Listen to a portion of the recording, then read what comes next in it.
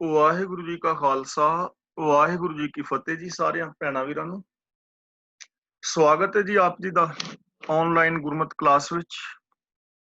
ਸਾਰੇ ਵੀਰਾਂ ਭੈਣਾਂ ਨੂੰ ਜੀ ਆਇਆਂ ਆਖਿਆ ਜਾਂਦਾ।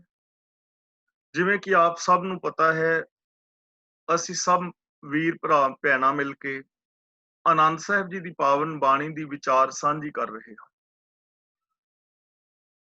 ਖੁਸ਼ੀ ਪਾਣਾ ਹਰ ਮਨੁੱਖ ਦਾ ਹੱਕ ਵੀ ਹੈ ਔਰ ਹਰ ਮਨੁੱਖ ਦਾ ਫਰਜ਼ ਵੀ ਹੈ। ਮਨੁੱਖ ਪੂਰੀ ਜ਼ਿੰਦਗੀ ਦੇ ਅੰਦਰ ਜੋ ਵੀ ਕੰਮ ਕਰਦਾ ਹੈ ਉਹ ਇਸ ਕਰਕੇ ਹੀ ਕਰਦਾ ਹੈ ਕਿ ਮੇਰੇ ਜੀਵਨ ਦੇ ਅੰਦਰ ਖੁਸ਼ੀ ਪੈਦਾ ਹੋਵੇ। ਸਰੀਰਕ, ਮਾਨਸਿਕ, ਬੌਧਿਕ, ਆਤਮਿਕ, ਪਰਿਵਾਰਕ ਤੌਰ ਤੇ ਮੇਰੀ ਜ਼ਿੰਦਗੀ ਖੁਸ਼ਹਾਲ ਹੋਵੇ, ਖੁਸ਼ੀ ਹੋਵੇ, ਮੇਰੇ ਜੀਵਨ ਵਿੱਚ ਆਨੰਦ ਹੋਵੇ। ਤੇ ਆਨੰਦ ਬਾਰੇ ਅਸੀਂ ਹੁਣ ਤੱਕ ਖੁੱਲ ਕੇ ਵਿਚਾਰ ਕਰ ਚੁੱਕੇ ਹਾਂ। ਆਨੰਦ ਮਨੁੱਖ ਦੀ ਉਸ ਸੋਚ ਜਾਂ ਮਨੁੱਖੀ ਮਨ ਦੀ ਉਸ ਅਵਸਥਾ ਦਾ ਨਾਮ ਹੈ ਜਿੱਥੇ ਜਾ ਕੇ ਇਸ ਦੀ ਜ਼ਿੰਦਗੀ ਅੰਦਰ ਗਿਆਨ ਦਾ ਦੀਵਾ ਲਟ-ਲਟ ਕਰਕੇ ਬਲਦਾ ਹੈ। ਯਾਨੀ ਇਹਨੂੰ ਭਲੇ ਬੁਰੇ ਦੀ ਪਹਿਚਾਣ ਹੁੰਦੀ ਹੈ, ਇਹਨੂੰ ਵਿਵੇਕ ਬੁੱਧ ਮਿਲਦੀ ਹੈ, ਕਾਮਨ ਸੈਂਸ ਇਸ ਦੇ ਅੰਦਰ ਪੈਦਾ ਹੁੰਦੀ ਹੈ। ਇਹਦੇ ਅੰਦਰੋਂ ਸਵਾਰਥ ਮੁੱਕ ਜਾਂਦਾ ਹੈ, ਵਿਕਾਰ ਖਤਮ ਹੋ ਜਾਂਦੇ ਹਨ, ਇਸ ਦਾ ਜੀਵਨ ਸਮਰ ਜਾਂਦਾ ਹੈ। ਹਰ ਪਾਸੇ ਪ੍ਰਭੂ ਦਾ ਨੂਰ, ਉਹਦਾ ਜ਼ਹੂਰ, ਉਹਦਾ ਜਲਵਾ ਇਹਨੂੰ ਨਜ਼ਰੀ ਪੈਂਦਾ ਹੈ। ਯਾਨੀ ਰੱਬ ਵਿੱਚ ਮਿਲ ਕੇ ਇਨਸਾਨ ਰੱਬ ਵਰਗਾ ਹੀ ਹੋ ਜਾਂਦਾ ਹੈ। ਉਸ ਮਨੁੱਖੀ ਮਨ ਦੀ ਅਵਸਥਾ ਦਾ ਨਾਮ ਹੈ ਆਨੰਦ। ਤੇ ਇਹ ਅਵਸਥਾ ਹਰ ਇਨਸਾਨ ਪਾ ਸਕਦਾ ਹੈ ਔਰ ਇਹ ਖੁਸ਼ੀ ਪਾਉਣ ਵਾਸਤੇ ਮਨੁੱਖ ਯਤਨ ਵੀ ਕਰਦਾ ਰਹਿੰਦਾ ਹੈ।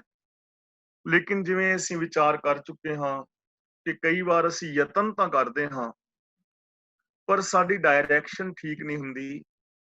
ਜੇ ਡਾਇਰੈਕਸ਼ਨ ਠੀਕ ਨਹੀਂ ਹੈ ਤਾਂ ਫਿਰ ਬੰਦਾ ਕਦੇ ਵੀ ਆਪਣੇ ਡੈਸਟੀਨੇਸ਼ਨ ਤੇ ਨਹੀਂ ਪਹੁੰਚਦਾ। ਇਸ ਲਈ ਕੇਵਲ ਆਪਣਾ ਗੋਲ ਬਣਾ ਲੈਣਾ, ਗੋਲ ਤੇ ਪਹੁੰਚਣ ਵਾਸਤੇ ਸਾਧਨ ਇਕੱਠੇ ਕਰ ਲੈਣੇ ਔਰ ਗੋਲ ਤੇ ਪਹੁੰਚਣ ਵਾਸਤੇ ਯਤਨ ਕਰਨਾ ਹੀ ਕਾਫੀ ਨਹੀਂ। ਡਾਇਰੈਕਸ਼ਨ ਦਾ ਠੀਕ ਹੋਣਾ ਵੀ ਅਤਿਅੰਤ ਜ਼ਰੂਰੀ ਹੈ।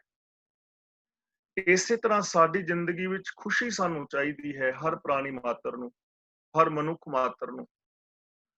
ਤੇ ਖੁਸ਼ੀ ਵਾਸਤੇ ਮਨੁੱਖ ਯਤਨ ਵੀ ਕਰ ਰਿਹਾ ਹੈ, ਚਾਹੇ ਕੋਈ ਦੁਕਾਨ, ਖੇਤੀ, ਵਪਾਰ, ਜੋਬ ਜਾਂ ਧਰਮ ਕਰਮ ਕਰਦਾ ਹੈ, ਇਸੇ ਕਰਕੇ ਕਿ ਮੇਰੀ ਜ਼ਿੰਦਗੀ ਅੰਦਰ ਖੁਸ਼ੀ ਪੈਦਾ ਹੋਵੇ। ਕੋਈ ਵੀ ਮਨੁੱਖ ਇਹ ਨਹੀਂ ਚਾਹੁੰਦਾ ਕਿ ਮੇਰੇ ਪਰਿਵਾਰ ਵਿੱਚ ਚਿੰਤਾਵਾਂ ਦਾ ਜਾਂ ਡਰ ਜਾਂ ਸਹਿਮ ਦਾ ਮਾਹੌਲ ਹੋਵੇ। ਹਰ ਬੰਦਾ ਚਾਹੁੰਦਾ ਹੈ ਮੇਰਾ ਘਰ, ਮੇਰਾ ਪਰਿਵਾਰ, ਆ ਸੰਸਾਰ ਸਵਰਗ ਵਰਗਾ ਹੋਵੇ। ਤਾਂ ਇਹਦੇ ਵਾਸਤੇ ਸਾਨੂੰ ਕੀ ਕਰਨ ਦੀ ਜ਼ਰੂਰਤ ਹੈ? ਗੁਰੂ ਪਾਤਸ਼ਾਹ ਜੀ ਨੇ ਆਨੰਦ ਸਾਹਿਬ ਜੀ ਦੀ ਪਾਵਨ ਬਾਣੀ ਰਾਹੀਂ ਸਾਨੂੰ ਸਮਝਾਇਆ ਹੈ। ਆਨੰਦ ਸਾਹਿਬ ਜੀ ਦੀ ਹਰ ਪੌੜੀ ਦੇ ਵਿੱਚੋਂ ਸਾਨੂੰ ਐਸੇ ਜੀਵਨ ਦੀ ਜੁਗਤ ਮਿਲਦੀ ਹੈ ਜਿਸ ਜੀਵਨ ਜੁਗਤ ਨੂੰ ਅਪਣਾ ਕੇ ਬੰਦਾ ਰੱਬ ਦੇ ਵਿੱਚ ਮਿਲ ਕੇ ਰੱਬ ਵਰਗਾ ਹੋ ਸਕਦਾ ਹੈ। ਹਰ ਪੌੜੀ ਦੇ ਅੰਦਰੋਂ ਸਾਨੂੰ ਐਸੀ ਜੀਵਨ ਜੁਗਤ ਮਿਲ ਰਹੀ ਹੈ ਕਿ ਅਸੀਂ ਆਪਣੀ ਜ਼ਿੰਦਗੀ ਵਿੱਚ ਆਨੰਦ ਮਾਣ ਸਕਦੇ ਹਾਂ, ਚੜ੍ਹਦੀ ਕਲਾ ਵਿੱਚ ਰਹਿ ਸਕਦੇ ਹਾਂ। ਅਸੀਂ ਆਪਣੇ ਦੁੱਖਾਂ ਨੂੰ ਸੁੱਖਾਂ ਵਿੱਚ ਕਨਵਰਟ ਕਰ ਸਕਦੇ ਹਾਂ। ਅਸੀਂ ਆਪਣੀਆਂ ਚਿੰਤਾਵਾਂ ਨੂੰ ਖੁਸ਼ੀਆਂ ਵਿੱਚ ਤਬਦੀਲ ਕਰ ਸਕਦੇ ਹਾਂ ਔਰ ਅਸੀਂ ਆਪਣੀ ਸੀਮਤ ਸੋਚ ਨੂੰ ਵਿਸ਼ਾਲ ਸੋਚ ਦੇ ਅੰਦਰ ਤਬਦੀਲ ਕਰ ਸਕਦੇ ਹਾਂ। ਅਸੀਂ ਆਪਣੇ ਸੀਮਤ ਗਿਆਨ ਦੇ ਅੰਦਰ ਵਿਸ਼ਾਲਤਾ ਲਿਆ ਸਕਦੇ ਹਾਂ। ਇਹ ਪੋਸੀਬਿਲਿਟੀ ਹਰ ਇਨਸਾਨ ਦੇ ਅੰਦਰ ਹਰ ਸਮੇਂ ਹਰ ਥਾਂ ਤੇ ਹੈ। ਇਸ ਦੁਨੀਆ ਦੇ ਅੰਦਰ ਚਾਰ ਚੁਫੇਰੇ ਹਰ ਵਕਤ ਹਰ ਥਾਂ ਤੇ ਖੁਸ਼ੀਆਂ, ਖੇੜੇ, ਸਫਲਤਾਵਾਂ, ਆਨੰਦ, ਮੰਗਲ ਫੈਲਿਆ ਹੋਇਆ ਹੈ। ਸਿਰਫ ਉਹਨੂੰ ਬਟੋਰਨਾ ਹੈ, ਸਿਰਫ ਉਹਨੂੰ ਮਾਨਣਾ ਹੈ।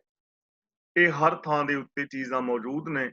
ਤਾਂ ਅੱਜ ਆਪ ਜੀ ਦੇ ਨਾਲ ਆਨੰਦ ਸਾਹਿਬ ਜੀ ਦੀ ਪਾਵਨ ਪੌੜੀ 9ਵੀਂ ਦੀ ਵਿਚਾਰ ਜਿਹੜੀ ਹੈ ਆਪ ਜੀ ਦੇ ਨਾਲ ਸਾਂਝੀ ਕਰ ਰਹੇ ਹਾਂ। ਤਾਂ ਗੁਰਦੇਵ ਪਹਿਲਾ ਬਚਨ ਕਰਦੇ ਹਨ, ਆਵਹੁ ਸੰਤ ਪਿਆਰਿਓ ਅਕਥ ਕੀ ਕਰਹਿ ਕਹਾਣੀ। ਸੰਤ ਦਾ ਮਤਲਬ ਸ਼ਾਂਤ ਪੁਰਸ਼, ਜਿਨ੍ਹਾਂ ਦੇ ਅੰਦਰ ਸ਼ਾਂਤੀ ਹੈ। ਸੰਤ ਸ਼ਬਦ ਦੇ 5 ਅਰਥ ਨੇ ਗੁਰਬਾਣੀ ਦੇ ਅੰਦਰ। 5 ਅਰਥਾਂ ਦੇ ਵਿੱਚ ਸੰਤ ਸ਼ਬਦ ਵਰਤਿਆ ਗਿਆ ਹੈ। ਸੰਤ ਸ਼ਬਦ ਰੱਬ ਵਾਸਤੇ ਵੀ ਵਰਤਿਆ ਗਿਆ ਹੈ। ਆਪ ਜੇ ਨੋਟ ਕਰਨਾ ਚਾਹੋ ਤਾਂ ਆਪ ਨੋਟ ਕਰ ਸਕਦੇ ਹੋ, ਕਾਪੀ ਪੈਨ ਲੈ ਕੇ ਬੈਠਿਆ ਕਰੋ, ਜਿਸ ਕਰਕੇ ਕੋਈ ਚੀਜ਼ ਨੋਟ ਕਰਨੀ ਹੋਵੇ ਤਾਂ ਨੋਟ ਕਰ ਸਕੋ। ਪਹਿਲਾ ਬਚਨ ਗੁਰਦੇਵ ਜੀ ਦਾ ਆਪ ਦੇ ਨਾਲ ਸਾਂਝਾ ਕਰਾਂ। ਭਾਗ ਹੁਆ ਗੁਰ ਸੰਤ ਮਿਲਾਇਆ, ਪ੍ਰਭ ਅਬਿਨਾਸ਼ੀ ਘਰ ਮਹਿ ਪਾਇਆ। ਇੱਥੇ ਗੁਰ ਦੇ ਰਾਰੇ ਨਾਲ ਹੈ ਸਿਹਾਰੀ, ਜਿਸ ਦਾ ਮਤਲਬ ਬਣੇਗਾ ਗੁਰੂ ਨੇ। ਸੰਤ ਮਿਲਾਇਆ, ਸੰਤ ਦੇ ਤੱਤੇ ਥੱਲੇ ਹੈ ਔਂਕੜ, ਕਿ ਮੇਰੀ ਖੁਸ਼ਕਿਸਮਤੀ ਹੈ, ਮੈਨੂੰ ਗੁਰੂ ਨੇ ਮੇਰੇ ਹਿਰਦੇ ਦੇ ਵਿੱਚੋਂ ਹੀ ਰੱਬ ਮਿਲਾ ਦਿੱਤਾ ਹੈ। ਇੱਥੇ ਸੰਤ ਦਾ ਅਰਥ ਹੈ ਰੱਬ, ਜਿਸ ਨੂੰ ਪਹਿਲੀ ਪੰਕਤੀ ਵਿੱਚ ਸੰਤ ਕਹਿ ਰਹੇ ਨੇ, ਦੂਜੀ ਪੰਕਤੀ ਵਿੱਚ ਉਸੇ ਨੂੰ ਪ੍ਰਭ ਅਬਿਨਾਸ਼ੀ ਕਹਿ ਰਹੇ ਨੇ। ਭਾਗ ਹੁਆ ਗੁਰ ਸੰਤ ਮਿਲਾਇਆ, ਪ੍ਰਭ ਅਬਿਨਾਸ਼ੀ ਘਰ ਮੈਂ ਪਾਇਆ। ਤਾਂ ਸੰਤ ਸ਼ਬਦ ਗੁਰਬਾਣੀ ਦੇ ਅੰਦਰ ਰੱਬ ਵਾਸਤੇ ਵਰਤਿਆ ਗਿਆ ਹੈ। ਦੂਜਾ ਸੰਤ ਸ਼ਬਦ ਗੁਰੂ ਵਾਸਤੇ ਵਰਤਿਆ ਗਿਆ ਹੈ। ਜਿਵੇਂ ਅਸੀਂ ਸੁਖਮਨੀ ਸਾਹਿਬ ਵਿੱਚ ਪੜ੍ਹਦੇ ਹਾਂ ਨਾ, ਸੰਤ ਸਰਣ ਜੋ ਜਨ ਪਰੈ, ਸੋ ਜਨ ਉਧਰਨਹਾਰ, ਸੰਤ ਕੀ ਨਿੰਦਾ ਨਾਨਕਾ, ਬਹੁਰ ਬਹੁਰ ਅਵਤਾਰ। ਇੱਥੇ ਸੰਤ ਕਿਸੇ ਡੇਰੇਦਾਰ ਬਾਬੇ ਵਾਸਤੇ ਨਹੀਂ ਹੈ। ਸੁਖਮਨੀ ਸਾਹਿਬ ਜੀ ਦੇ ਸ਼ਲੋਕ ਵਿੱਚ ਜੋ ਸੰਤ ਸ਼ਬਦ ਹੈ ਉਹ ਗੁਰੂ ਵਾਸਤੇ ਵਰਤਿਆ ਗਿਆ ਹੈ, ਕਿ ਜੋ ਗੁਰੂ ਦੇ ਚਰਨਾਂ ਦੀ ਸ਼ਰਨ ਲੈਂਦਾ ਹੈ ਉਸ ਮਨੁੱਖ ਦਾ ਪਾਰ ਉਤਾਰਾ ਹੋ ਜਾਂਦਾ ਹੈ, ਤੇ ਜੋ ਗੁਰੂ ਦੇ ਚਰਨਾਂ ਤੋਂ ਦੂਰ ਹੈ, ਗੁਰੂ ਦਾ ਨਿੰਦਕ ਹੈ, ਉਹ ਮੁੜ ਮੁੜ ਕੇ ਪਸ਼ੂ ਬਿਰਤੀਆਂ ਦੇ ਵਿੱਚ ਪੈਂਦਾ ਰਹਿੰਦਾ ਹੈ। ਦੂਜਾ ਅਰਥ ਹੈ ਗੁਰੂ। ਸੰਤ ਸ਼ਬਦ ਦਾ ਤੀਜਾ ਅਰਥ ਹੈ ਸ਼ਾਂਤ। ਗੁਰਬਾਣੀ ਦਾ ਪਾਵਨ ਬਚਨ ਹੈ, ਅੰਮ੍ਰਿਤ ਦ੍ਰਿਸ਼ਟ ਪੇਖੈ ਹੋਏ ਸੰਤ। ਜਦੋਂ ਗੁਰੂ ਅੰਮ੍ਰਿਤਮਈ ਨਜ਼ਰ ਦੇ ਨਾਲ, ਕਿਰਪਾ ਭਰੀ ਨਜ਼ਰ ਨਾਲ ਤੱਕਦਾ ਨਾ, ਗਿਆਨ ਦੀ ਦਾਤ ਦਿੰਦਾ ਹੈ, ਤਾਂ ਉਦੋਂ ਜਿਹੜਾ ਬੰਦਾ ਹੈ ਸੰਤ ਹੋ ਜਾਂਦਾ ਹੈ। ਸੰਤ ਦਾ ਮਤਲਬ ਸ਼ਾਂਤ ਹੋ ਜਾਂਦਾ ਹੈ। ਉਹਦੇ ਜੀਵਨ ਦੇ ਵਿੱਚੋਂ ਵਿਕਾਰਾਂ ਦੀ ਅੱਗ ਬੁਝ ਜਾਂਦੀ ਹੈ। ਜੋ ਹੰਸ ਹੇਤ ਲੋਭ ਕੋਪ ਚਾਰੇ ਨਦੀਆਂ ਅੱਗ ਅੰਦਰ ਅੱਗ ਦੇ ਭਾਂਬੜ ਸਨ ਨਾ ਵਿਕਾਰਾਂ ਦੇ, ਉਹ ਬੁਝ ਜਾਂਦੇ ਨੇ, ਬੰਦਾ ਸ਼ਾਂਤ ਹੋ ਜਾਂਦਾ ਹੈ। ਤਾਂ ਸੰਤ ਸ਼ਬਦ ਦਾ ਤੀਜਾ ਅਰਥ ਹੈ ਸ਼ਾਂਤ। ਤੇ ਸੰਤ ਸ਼ਬਦ ਦਾ ਚੌਥਾ ਅਰਥ ਹੈ ਸਤਸੰਗਤ। ਗੁਰੂ ਨਾਨਕ ਦੇਵ ਦੇ ਸਿੱਖ, ਗੁਰੂ ਜੀ ਦਾ ਪਾਵਨ ਬਚਨ, ਸੰਤ ਸੰਗ ਹਰ ਮਨ ਵਸੈ। ਸਤਸੰਗਤ ਦੇ ਅੰਦਰ ਪ੍ਰਭੂ ਪਰਮਾਤਮਾ ਸਾਡੇ ਮਨ ਵਿੱਚ ਵਸਦਾ ਹੈ। ਸੰਤ ਸ਼ਬਦ ਬਹੁਵਚਨੀ ਸਤਸੰਗੀ ਜਨਾਂ ਲਈ ਵੀ ਵਰਤਿਆ ਗਿਆ ਹੈ। ਔਰ ਸੰਤ ਸ਼ਬਦ ਦਾ ਪੰਜਵਾਂ ਅਰਥ ਹੈ ਦਾਸ ਜਾਂ ਪਿਆਰਾ। ਸੰਤ ਪ੍ਰਹਿਲਾਦ ਕੀ ਪੈਜ ਜਿਨ ਰਾਖੀ, ਦਾਸ ਪਿਆਰਾ, ਆਪਣੇ ਪਿਆਰੇ ਦੀ ਪੈਜ ਰੱਖੀ। ਤਾਂ ਇੱਥੇ ਹੁਣ ਜੋ ਸੰਤ ਸ਼ਬਦ ਆ ਰਿਹਾ ਨਾ, ਆਵਹੁ ਸੰਤ ਪਿਆਰੇ ਹੋ, ਇੱਥੇ ਸੰਤ ਸ਼ਬਦ ਗੁਰਸਿੱਖਾਂ ਵਾਸਤੇ ਹੈ, ਰੱਬ ਦੇ ਜੋ ਮਿਲਾਪ ਦੇ ਚਾਹਵਾਨ ਨੇ ਉਹਨਾਂ ਵਾਸਤੇ, ਕਿ ਆਓ ਰੱਬ ਦੇ ਪਿਆਰਿਓ, ਕੀ ਕਰੀਏ, ਅਕਥ ਕੀ ਕਰੇ ਕਹਾਣੀ। ਅਕਥ ਦਾ ਮਤਲਬ ਜੋ ਕਥਨ ਤੋਂ ਪਰੇ ਹੈ, ਜਿਸ ਦਾ ਅੰਤ ਨਹੀਂ ਪਾਇਆ ਜਾਂਦਾ, ਜੋ ਅਨੰਤ ਹੈ, ਆਓ ਉਹਦੀ ਕਹਾਣੀ ਕਰੀਏ। ਜਿਵੇਂ ਆਪ ਕਹਾਣੀਆਂ ਪਾ ਰਹੇ ਸੀ ਨਾ, ਤਾਂ ਇਹ ਬਹੁਤ ਵਧੀਆ ਤੁਹਾਡਾ ਟੌਪਿਕ ਚੱਲ ਰਿਹਾ ਸੀ, ਕਹਾਣੀਆਂ, ਬਾਤਾਂ ਪਾਣੀਆਂ, ਕਹਾਣੀਆਂ ਪਾਣੀਆਂ। ਪਿੰਡਾਂ ਦੇ ਵਿੱਚ ਰਿਵਾਜ ਹੁੰਦਾ ਸੀ, ਕਦੇ ਅੱਜ ਤੋਂ 40-50 ਸਾਲ ਪਿੱਛੇ ਚਲੇ ਜਾਈਏ ਤਾਂ ਸ਼ਾਮ ਨੂੰ ਬੈਠ ਕੇ ਦਾਦੀ ਦਾਦਾ, ਨਾਨੀ ਨਾਨਾ, ਚਾਚੇ ਤਾਏ, ਭੈਣ ਭਰਾ ਮਿਲ ਕੇ ਕਹਾਣੀਆਂ ਪਾਉਂਦੇ ਹੁੰਦੇ ਸੀ। ਕਹਿਣਾ ਵੀ ਆਓ ਬਾਤਾਂ ਪਾਉਂਦੇ ਆ। ਇੱਕ ਨੇ ਕਹਾਣੀ ਪਾਣੀ, ਦੂਜੇ ਸਾਰਿਆਂ ਨੇ ਬੁੱਝਣਾ। ਜਿਵੇਂ ਤੁਸੀਂ ਇੱਥੇ ਕਹਾਣੀਆਂ ਪਾ ਰਹੇ ਸੀ ਨਾ, ਕਿ ਆਓ ਅਸੀਂ ਕਹਾਣੀ ਪਾਉਂਦੇ ਆ ਤੇ ਤੁਸੀਂ ਬੁੱਝੋ ਬੁਝਾਰਤਾਂ। ਹੁਣ ਗੁਰੂ ਪਾਤਸ਼ਾਹ ਜੀ ਨੇ ਦੇਖੋ ਇਹਨਾਂ ਨਿੱਕੀਆਂ ਨਿੱਕੀਆਂ ਚੀਜ਼ਾਂ ਤੋਂ ਕਿੰਨੀ ਵੱਡੀ ਸਾਨੂੰ ਜੀਵਨ ਦੀ ਜੁਗਤ ਦੇ ਦਿੱਤੀ ਹੈ। ਉਹ ਕਹਿੰਦੇ ਨੇ ਆਓ ਅਕਥ ਦੀਆਂ ਕਹਾਣੀਆਂ ਪਾਈਏ। ਅਕਥ ਕੀ ਕਰੇ ਕਹਾਣੀ, ਉਹਦੀ ਸਿਫਤ ਸਲਾਹ ਕਰੀਏ, ਉਹਦੀਆਂ ਕਹਾਣੀਆਂ ਪਾਈਏ, ਤੇ ਬੈਠਿਆਂ ਬੈਠਿਆਂ ਗੱਲਾਂ ਬਾਤਾਂ ਦੇ ਵਿੱਚ ਹੀ ਤੁਸੀਂ ਰੱਬ ਨੂੰ ਪਾਣਾ ਸਿੱਖ ਜਾਓ। ਤੁਹਾਡੇ ਗਿਆਨ ਵਿੱਚ ਵਾਧਾ ਹੋ ਜਾਏ। ਜਿਵੇਂ ਨਾਲੇ ਆ ਥੋੜੀ ਦੇਰ ਪਹਿਲਾਂ ਕਿਵੇਂ ਥੋੜਾ ਹਾਸਾ ਮਜ਼ਾਕ ਵੀ ਸੀ, ਗਿਆਨ ਵਿੱਚ ਵਾਧਾ ਵੀ ਹੋ ਰਿਹਾ ਸੀ। ਆਪਣੇ ਪਿਛਲੇ ਕਲਚਰ ਦੇ ਨਾਲ ਵੀ ਅਸੀਂ ਜੁੜੇ ਹੋਏ ਸਾਂ, ਔਰ ਵਾਸਤਵ ਦੇ ਵਿੱਚ ਇਹਨਾਂ ਚੀਜ਼ਾਂ ਦੇ ਵਿੱਚ ਵਾਧਾ ਹੁੰਦਾ ਹੈ। ਜਦੋਂ ਜ਼ਿੰਦਗੀ ਅੰਦਰ ਸਵਾਲ ਪੈਦਾ ਹੋਣੇ ਸ਼ੁਰੂ ਹੋ ਜਾਣ ਨਾ, ਉਦੋਂ ਜੀਵਨ ਦੇ ਵਿੱਚ ਵਿਕਾਸ ਹੁੰਦਾ ਹੈ। ਜਿਸ ਮਨੁੱਖ ਦੀ ਜ਼ਿੰਦਗੀ ਵਿੱਚ ਸਵਾਲ ਪੈਦਾ ਨਹੀਂ ਹੁੰਦੇ, ਉਹਦਾ ਵਿਕਾਸ ਵੀ ਨਹੀਂ ਹੁੰਦਾ। ਦੇਖੋ ਸਵਾਲਾਂ ਦੇ ਵਿੱਚੋਂ ਕੀ ਕੁਝ ਉਪਜਿਆ ਹੈ। ਕਿੰਨੇ ਹਜ਼ਾਰਾਂ ਸਾਲਾਂ ਤੋਂ ਫਲ ਫਰੂਟ ਰੁੱਖਾਂ ਤੋਂ ਥੱਲੇ ਡਿੱਗ ਰਹੇ ਸਨ, ਪਰ ਨਿਊਟਨ ਜਦੋਂ ਰੁੱਖ ਦੇ ਥੱਲੇ ਸੁੱਤਾ ਸੀ, ਉੱਤੋਂ ਫਲ ਡਿੱਗਿਆ, ਤਾਂ ਜ਼ਿੰਦਗੀ ਵਿੱਚ ਪਹਿਲੀ ਵਾਰੀ ਸਵਾਲ ਪੈਦਾ ਹੋਇਆ ਕਿ ਰੁੱਖ ਤੋਂ ਫਲ ਥੱਲੇ ਕਿਉਂ ਡਿੱਗਿਆ, ਉਤਾਂ ਨੂੰ ਕਿਉਂ ਨਹੀਂ ਉੱਡ ਗਿਆ। ਉਸ ਸਵਾਲ ਨੇ ਗ੍ਰੇਵਿਟੀ ਫੋਰਸ ਦੀ ਖੋਜ ਕਰਾ ਦਿੱਤੀ। ਸਾਗ ਤੇ ਅਸੀਂ ਰੋਜ਼ ਬਣਾਉਂਦੇ ਹਾਂ, ਚੁੱਲ੍ਹੇ ਵਿੱਚ ਅੱਗ ਅਸੀਂ ਰੋਜ਼ ਬਾਲਦੇ ਹਾਂ, ਸਬਜ਼ੀਆਂ ਲੋਕ ਮੁੱਦਤਾਂ ਤੋਂ ਬਣਾ ਰਹੇ ਸਨ। ਪਰ ਇੱਕ ਬੱਚੇ ਨੂੰ ਮਾਂ ਨੇ ਅੱਗ ਬਾਲਣ ਵਾਸਤੇ ਬਿਠਾਇਆ ਤੇ ਜਦੋਂ ਉਸਨੇ ਅੱਗ ਬਾਲੀ ਤਾਂ ਪਤੀਲੇ ਦੇ ਉੱਤੇ ਜੋ ਢੱਕਣ ਸੀ ਉਹ ਖਟ-ਖਟ ਕਰਨ ਲੱਗ ਗਿਆ। ਬੱਚੇ ਨੇ ਸੋਚਿਆ ਵੀ ਢੱਕਣ ਖਟ-ਖਟ ਕਿਉਂ ਕਰਨ ਲੱਗ ਗਿਆ। ਅੱਗ ਬਾਲਿਆ, ਉਹਨੇ ਅੱਗ ਬਾਹਰ ਕੱਢੀ, ਢੱਕਣ ਥੱਲੇ ਬਹਿ ਗਿਆ। ਉਹਨੇ ਅੱਗ ਅੰਦਰ ਕੀਤੀ, ਢੱਕਣ ਫਿਰ। ਉਸ ਬੱਚੇ ਨੇ ਸਵਾਲ ਪੈਦਾ ਕੀਤਾ ਵੀ ਇਹ ਢੱਕਣ ਕਿਉਂ ਹੇਠਾਂ ਉੱਤੇ ਹੋ ਰਿਹਾ ਹੈ। ਤਾਂ ਇਸ ਨੇ ਸਵਾਲ ਦੇ ਵਿੱਚੋਂ ਭਾਫ਼ ਦੀ ਸ਼ਕਤੀ ਦੀ ਖੋਜ ਹੋਈ ਤੇ ਰੇਲ ਦਾ ਇੰਜਨ ਖੋਜਿਆ ਗਿਆ। ਰਾਈਟ ਬੰਧੂ ਸੋਚਦੇ ਨੇ ਕਿ ਇਹ ਪੰਛੀ ਆਕਾਸ਼ ਵਿੱਚ ਉੱਡ ਰਹੇ ਨੇ, ਥੱਲੇ ਕਿਉਂ ਨਹੀਂ ਡਿੱਗਦੇ। ਪੰਖ ਵੀ ਨਹੀਂ ਹਿਲਾ ਰਹੇ, ਅੱਗੇ ਵੀ ਉੱਡੇ ਜਾ ਰਹੇ ਨੇ, ਥੱਲੇ ਕਿਉਂ ਨਹੀਂ ਡਿੱਗਦੇ। ਕੀ ਬੰਦਾ ਉੱਡ ਸਕਦਾ ਹੈ। ਹਵਾਈ ਜਹਾਜ਼ ਦੀ ਖੋਜ ਹੋਈ। ਨਿੱਕਾ ਬੱਚਾ ਬੂੜਾ ਗੁਰੂ ਨਾਨਕ ਦੇਵ ਜੀ ਦੇ ਪਾਵਨ ਚਰਨਾਂ ਵਿੱਚ ਆ ਕੇ ਕਹਿੰਦਾ ਹੈ ਕਿ ਮੈਨੂੰ ਕੋਈ ਗੁਰਮਤ ਦੀ ਸਿੱਖਿਆ ਦਿਓ ਜਿਸ ਦੇ ਨਾਲ ਮੈਂ ਮੁਕਤ ਹੋਵਾਂ ਵਿਕਾਰਾਂ ਤੋਂ। ਤੇ ਗੁਰੂ ਸਾਹਿਬ ਕਹਿਣ ਲੱਗੇ ਤੂੰ ਤੇ ਹਾਲੇ ਬੱਚਾ ਹੈ ਤੇ ਤੈਨੂੰ ਇਹਨਾਂ ਚੀਜ਼ਾਂ ਦੀ ਕੀ ਲੋੜ ਹੈ, ਤੇਰੀ ਤੇ ਖਾਣ ਪੀਣ ਦੀ ਜ਼ਰੂਰਤ ਤੇ ਉਮਰ ਹੈ। ਤੇ ਨਿੱਕਾ ਬੱਚਾ ਕਹਿੰਦਾ ਹੈ ਕਿ ਸਤਿਗੁਰੂ ਕੱਲ ਮੈਂ ਅੱਗ ਬਾਲ ਰਿਹਾ ਸਾਂ ਤੇ ਅੱਗ ਬਾਲਦਿਆਂ ਮੈਂ ਵੇਖਿਆ ਕਿ ਵੱਡੀਆਂ ਲੱਕੜਾਂ ਨੂੰ ਅੱਗ ਬਾਅਦ ਵਿੱਚ ਲੱਗੀ, ਜਿਹੜੇ ਛੋਟੇ ਤੀਲੇ ਕਾਨੇ ਸਨ ਉਹਨਾਂ ਨੂੰ ਅੱਗ ਪਹਿਲਾਂ ਲੱਗ ਗਈ ਤੇ ਮੌਤ ਤੇ ਕਦੇ ਵੀ ਆ ਸਕਦੀ ਹੈ। ਮੈਂ ਫਿਰ ਸੋਚ ਰਿਹਾ ਸਾਂ ਤਾਂ ਨਿੱਕੇ ਜਿਹੇ ਸਵਾਲ ਦੇ ਵਿੱਚੋਂ ਜ਼ਿੰਦਗੀ ਦਾ ਕਿੱਡਾ ਵੱਡਾ ਫਲਸਫਾ ਪੈਦਾ ਹੋਇਆ। ਤੇ ਗੁਰੂ ਨਾਨਕ ਦੇਵ ਜੀ ਨੇ ਕਿਹਾ ਵੀ ਤੂੰ ਤੇ ਬੂੜਾ ਨਹੀਂ, ਤੂੰ ਤੇ ਬੁੱਢਾ ਹੈ। ਯਾਨੀ ਸਿਆਣਾ ਬਾਬਾ ਬੁੱਢਾ ਹੀ ਨਾਮ ਪੈ ਗਿਆ ਨਾ। ਤਾਂ ਸਵਾਲ ਜ਼ਿੰਦਗੀ ਦੇ ਅੰਦਰ ਜ਼ਰੂਰ ਪੈਦਾ ਹੋਣੇ ਚਾਹੀਦੇ ਨੇ। ਜਦੋਂ ਬੰਦੇ ਦੀ ਜ਼ਿੰਦਗੀ ਵਿੱਚ ਸਵਾਲ ਨਾ ਪੈਦਾ ਹੋਣ, ਉਹਦੀ ਜ਼ਿੰਦਗੀ ਵਿੱਚ ਖੜੋਤ ਆ ਜਾਂਦੀ ਹੈ। ਉਹਨੂੰ ਫਿਰ ਜਿਵੇਂ ਕਈ ਉਹ ਕਹੋ ਉਹ ਮੰਨੀ ਜਾਂਦਾ ਹੈ। ਅੰਧ ਵਿਸ਼ਵਾਸ ਇਸੇ ਕਰਕੇ ਫੈਲੇ ਕਿ ਮਨੁੱਖ ਦੀ ਜ਼ਿੰਦਗੀ ਵਿੱਚ ਸਵਾਲ ਹੀ ਨਹੀਂ ਪੈਦਾ ਹੋਏ ਕਿ ਮੈਂ ਕੰਮ ਕਰ ਕਿਉਂ ਰਿਹਾ, ਇਹ ਕੰਮ ਕਿਵੇਂ ਹੋਏਗਾ। ਗੁਰੂ ਨਾਨਕ ਪਾਤਸ਼ਾਹ ਨੇ ਸਾਨੂੰ ਸਵਾਲ ਕਰਨੇ ਸਿਖਾਏ। ਦੇਖੋ ਛੋਟੀ ਉਮਰ ਵਿੱਚ ਜਨੇਊ ਪਾਉਣ ਵਾਸਤੇ ਆਇਆ ਨਾ ਬ੍ਰਾਹਮਣ, ਪਹਿਲੀ ਵਾਰੀ ਸਵਾਲ ਪੁੱਛਿਆ ਗਿਆ ਕਿ ਜਨੇਊ ਕਿਉਂ ਪਾਇਆ ਜਾ ਰਿਹਾ ਹੈ। ਪਾਣ ਦਾ ਕੋਈ ਇਤਰਾਜ਼ ਨਹੀਂ, ਮੈਂ ਪਾਣ ਲਈ ਤਿਆਰ ਹਾਂ। ਸਾਰੇ ਰਿਸ਼ਤੇਦਾਰ ਬੈਠੇ ਨੇ, ਗੁਰੂ ਜੀ ਨੇ ਇਸ਼ਨਾਨ ਵੀ ਕਰ ਲਿਆ, ਚੌਂਕੀ ਤੇ ਆਣ ਕੇ ਬਹਿ ਵੀ ਗਏ ਨੇ, ਜਨੇਊ ਪਾਣ ਲਈ ਤਿਆਰ ਬੈਠੇ ਨੇ। ਜਦੋਂ ਪਾਣ ਲੱਗੇ ਜਨੇਊ ਤੇ ਉਦੋਂ ਪੁੱਛਿਆ ਵੀ ਕਿਉਂ ਪਾ ਰਹੇ ਹੋ, ਰੀਜ਼ਨ ਕੀ ਹੈ। ਠੀਕ ਹੈ ਨਾ। ਤਾਂ ਉਹਨਾਂ ਨੇ ਕਿਹਾ ਵੀ ਜਨੇਊ ਤਾਂ ਪਾ ਰਹੇ ਹਾਂ ਕਿਉਂਕਿ ਤੁਹਾਡਾ ਇਸ ਤਰ੍ਹਾਂ ਧਰਮ ਰਹੇਗਾ। ਤੇ ਗੁਰੂ ਜੀ ਕਹਿਣ ਲੱਗੇ ਵੀ ਫਿਰ ਪਹਿਲਾਂ ਮੇਰੀ ਭੈਣ ਨੂੰ ਪਾਓ ਕਿਉਂਕਿ ਮੇਰੀ ਭੈਣ ਵੱਡੀ ਹੈ, ਹੱਕ ਵੱਡਿਆਂ ਦਾ ਹੁੰਦਾ ਨਾ।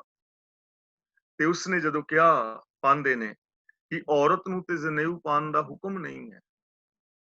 ਤੇ ਗੁਰੂ ਨਾਨਕ ਪਾਤਸ਼ਾਹ ਨੇ ਕਿਹਾ ਵੀ ਮੈਂ ਫਿਰ ਇਸ ਚੀਜ਼ ਨੂੰ ਮੰਨਣ ਲਈ ਤਿਆਰ ਨਹੀਂ ਜੋ ਭੈਣ ਭਰਾ ਵਿੱਚ ਇਸਤਰੀ ਪੁਰਸ਼ ਦੇ ਅੰਦਰ ਵਿਤਕਰਾ ਪੈਦਾ ਕਰੇ, ਇੱਕ ਨੂੰ ਉੱਚਾ ਤੇ ਇੱਕ ਨੂੰ ਨੀਵਾਂ ਦਰਸਾਏ। ਸੋ ਕਿਉ ਮੰਦਾ ਆਖੀਏ ਜਿਤ ਜੰਮੇ ਰਾਜਾਨ। ਯਾਨੀ ਸਵਾਲ ਕੀਤਾ ਨਾ।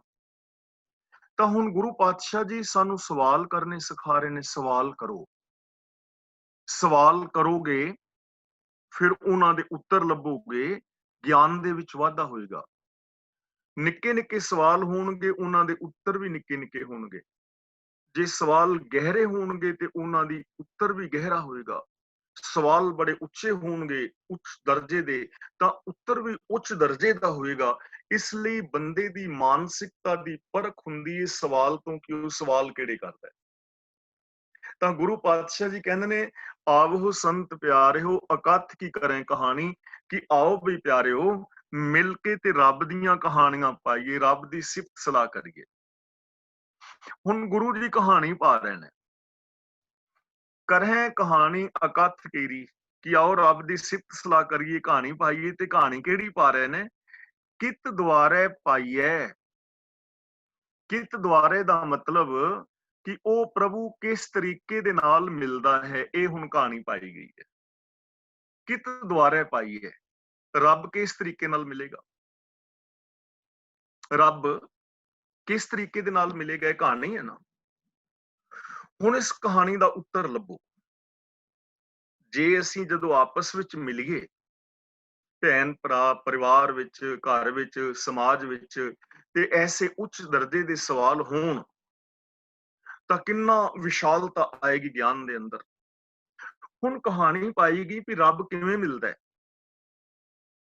ਤੇ ਕਿਸੇ ਨੇ ਕਿਹਾ ਰੱਬ ਮਿਲਦਾ ਹੈ ਤੀਰਥਾਂ ਤੇ ਨਹਾ ਕੇ। ਤੇ ਗੁਰੂ ਜੀ ਕਹਿਣ ਲੱਗੇ ਵੀ ਜੇ ਤੀਰਥਾਂ ਤੇ ਨਹਾਤਿਆਂ ਰੱਬ ਮਿਲੇ, ਫਿਰ ਤੇ ਸਾਰਿਆਂ ਨੂੰ ਮਿਲ ਜਾਣਾ ਚਾਹੀਦਾ ਨਾ। ਸੋਚੈ ਸੋਚ ਨਾ ਹੋ ਬਈ, ਐਵੇਂ ਤੇ ਪਵਿੱਤਰਤਾ ਹੁੰਦੀ ਨਹੀਂ, ਜੇ ਹੋਈ ਹੈ ਤੇ ਦੱਸੋ। ਦੂਜੇ ਨੇ ਕਿਹਾ ਵੀ ਰੱਬ ਮਿਲ ਸਕਦਾ ਹੈ ਸਮਾਧੀਆਂ ਲਾ ਕੇ, ਅੱਖਾਂ ਬੰਦ ਕਰੋ, ਸਮਾਧੀ ਲਾਓ। ਤੇ ਗੁਰੂ ਜੀ ਕਹਿੰਦੇ ਨੇ ਚੁੱਪੈ ਚੁੱਪ ਨਾ ਹੋਵਈ, ਜੇ ਲਾਏ ਰਹਾ ਲਿਵਤਾਰ। ਜੇ ਲਿਵਤਾਰ ਵੀ ਲਾਈ ਰੱਖਾਂ ਤੇ ਰੱਬ ਤੇ ਨਹੀਂ ਮਿਲਦਾ, ਐਵੇਂ ਸਮਾਧੀਆਂ ਲਾਇਆ ਤੇ ਮਿਲਦਾ ਨਹੀਂ ਹੈ।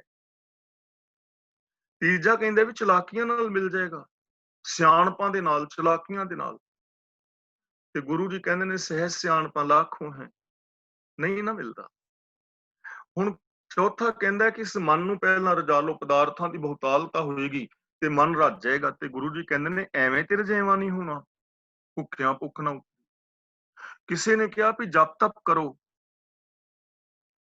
ਤਾਂ ਗੁਰੂ ਜੀ ਕਹਿੰਦੇ ਨੇ ਕਿਆ ਜਪ ਕਿਆ ਤਪ ਕਿਆ ਬ੍ਰਤ ਪੂਜਾ, ਜਾਂ ਕੇ ਹਿਰਦੇ ਭਾਉ ਹੈ ਦੂਜਾ। ਐਵੇਂ ਤੇ ਰੱਬ ਮਿਲਦਾ ਨਹੀਂ।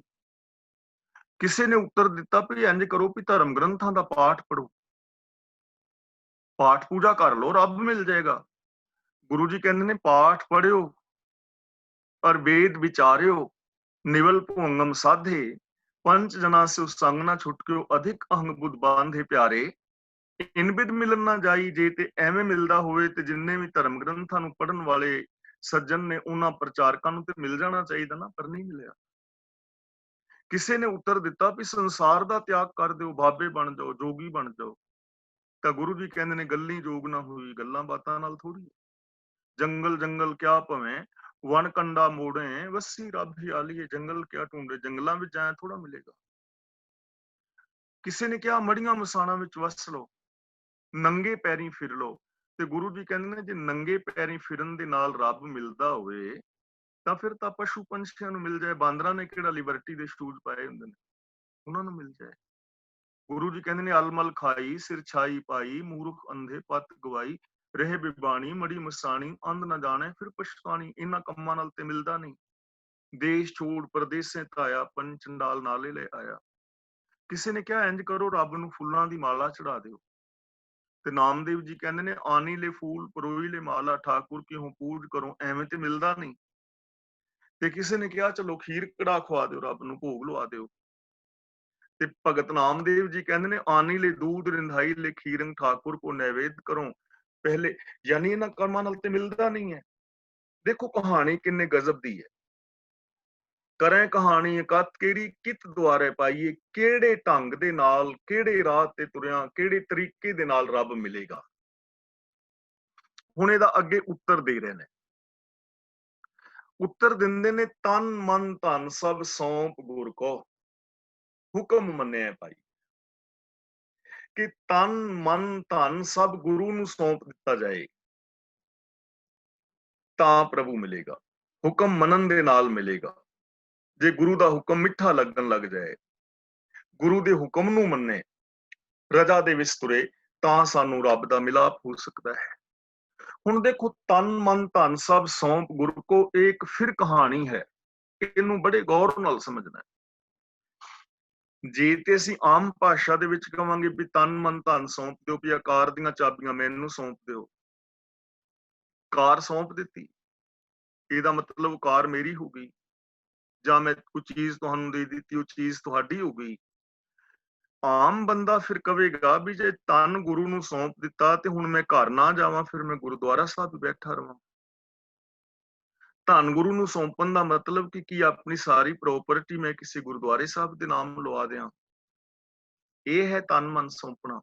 ਨਾ, ਐਵੇਂ ਤੇ ਗੱਲ ਬਣਨੀ ਨਹੀਂ ਨਾ।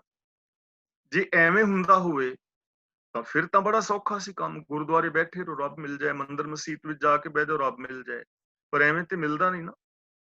ਜੇ ਐਵੇਂ ਮਿਲਦਾ ਹੋਵੇ, ਜਿਹੜੇ ਪੁਜਾਰੀ ਵੀਰ ਅਸੀਂ ਰਹਿੰਦੇ ਹਾਂ ਗੁਰਦੁਆਰਿਆਂ ਵਿੱਚ, ਸਾਨੂੰ ਮਿਲ ਜਾਏ। ਜੇ ਧਨ ਸੌਂਪਣ ਨਾਲ ਮਿਲਦਾ ਹੋਵੇ, ਜਾਂ ਮਤਲਬ ਪ੍ਰਸ਼ਾਦਾ ਪਾਣੀ ਛਕਾਉਣ ਨਾਲ ਰੱਬ ਮਿਲਦਾ ਹੋਵੇ, ਤਾਂ ਗੁਰੂ ਜੀ ਕਹਿੰਦੇ ਨੇ ਫੇਰ ਕੇ ਅੱਗੇ ਰੱਖੀ ਹੈ। ਜਿਤ ਦਿਸੇ ਦਰਬਾਰ, ਵੀ ਰੱਬ ਦੇ ਅੱਗੇ ਕੀ ਧਰੀਏ ਲਿਆ ਕੇ ਜਿਹਦੇ ਨਾਲ ਸਾਨੂੰ ਉਹਦਾ ਦਰਬਾਰ ਦਿਸ ਜਾਏ। ਖੀਰ ਧਰ ਦਈਏ ਕਿ ਕੜਾਹ ਧਰ ਦਈਏ, ਪਕੌੜੇ ਖਵਾ ਦਈਏ, ਧਨ ਰੱਖ ਦਈਏ, ਜ਼ਮੀਨ ਜਾਇਦਾਦ ਸੋਨਾ ਦੇ ਦਈਏ। ਗੁਰੂ ਜੀ ਕਹਿੰਦੇ ਨੇ ਕੰਚਨ ਸਿਉ ਪਾਈਏ ਨਹੀਂ ਤੋਲ, ਇਹਨਾਂ ਚੀਜ਼ਾਂ ਨਾਲ ਤੇ ਮਿਲਦਾ ਨਹੀਂ। ਤਾਂ ਫਿਰ ਤਨ ਮਨ ਧਨ ਸੌਂਪਣਾ ਕੀ ਹੈ? ਤਨ ਮਨ ਧਨ ਸੌਂਪਣੇ ਦੀ ਉੱਤਰ ਦੇ ਰਹੇ ਨੇ ਹੁਕਮ ਮੰਨੇ ਪਾਈਏ, ਹੁਕਮ ਮੰਨਣ ਦੇ ਨਾਲ। ਯਾਨੀ ਤਨ ਮਨ ਔਰ ਧਨ ਦੀ ਵਰਤੋਂ ਗੁਰਮਤ ਆਸ਼ੇ ਅਨੁਸਾਰ ਕਰਨੀ ਹੈ। ਤਨ ਗੁਰੂ ਨੂੰ ਸੌਂਪਣ ਦਾ ਮਤਲਬ ਹੈ ਕਿ ਇਹ ਸਰੀਰ ਦੇ ਨਾਲ, ਜੇ ਇਹ ਸਰੀਰ ਗੁਰੂ ਦਾ ਹੈ, ਗੁਰੂ ਨੂੰ ਸੌਂਪ ਦਿੱਤਾ ਹੈ, ਤਾਂ ਇਹ ਸਰੀਰ ਦੇ ਨਾਲ ਕੰਮ ਉਹ ਕਰਨੇ ਨੇ ਜੋ ਗੁਰੂ ਨੂੰ ਮਨਜ਼ੂਰ ਨੇ। ਗੁਰੂ ਜੀ ਸ਼ਰਾਬ ਪੀਣ ਦੀ ਇਜਾਜ਼ਤ ਦੇਣਗੇ ਕਿ ਨਹੀਂ ਦੇਣਗੇ ਨਾ? ਕਿ ਗੁਰੂ ਜੀ ਸਾਨੂੰ ਝੂਠ ਬੋਲਣ ਦੀ ਇਜਾਜ਼ਤ ਦੇਣਗੇ? ਗੁਰੂ ਦਾ ਸਰੀਰ ਅਸੀਂ ਸੌਂਪ ਦਈਏ ਤਾਂ ਕਿ ਅਸੀਂ ਵਿਚਾਰ ਦੇ ਅੱਡਿਆਂ ਤੇ ਜਾ ਸਕਦੇ ਹਾਂ, ਚੋਰੀ ਕਰਨ ਜਾ ਸਕਦੇ ਹਾਂ, ਅੱਖਾਂ ਨਾਲ ਮਾੜਾ ਵੇਖ ਸਕਦੇ ਹਾਂ, ਗੁਰੂ ਦੇ ਸਰੀਰ ਨਾਲ, ਕੰਨਾਂ ਨਾਲ ਅਸੀਂ ਮਾੜਾ ਸੁਣ ਸਕਦੇ ਹਾਂ, ਜ਼ਬਾਨ ਨਾਲ ਮਾੜਾ ਬੋਲ ਸਕਦੇ ਹਾਂ? ਨਹੀਂ ਨਾ। ਤਨ ਗੁਰੂ ਨੂੰ ਸੌਂਪਣ ਦਾ ਮਤਲਬ ਤਨ ਦੇ ਨਾਲ ਕੰਮ ਉਹ ਕਰਨੇ ਨੇ ਜੋ ਕੰਮ ਗੁਰੂ ਨੂੰ ਮਨਜ਼ੂਰ ਨੇ। ਮਨ ਗੁਰੂ ਨੂੰ ਸੌਂਪਣ ਦਾ ਮਤਲਬ ਹੈ ਕਿ ਮਨ ਦੇ ਅੰਦਰ ਜੋ ਵਿਚਾਰ ਪੈਦਾ ਹੋ ਰਹੇ ਨੇ। ਹੁਣ ਦੇਖੋ, ਗੁਰੂ ਦੇ ਮਨ ਦੇ ਅੰਦਰ ਕਦੇ ਵਿਚਾਰ ਆਏਗੀ, ਪੈਦਾ ਹੋਏਗੀ ਕਿ ਮੈਂ ਫਿਲਮ ਦੇਖ ਆਵਾਂ?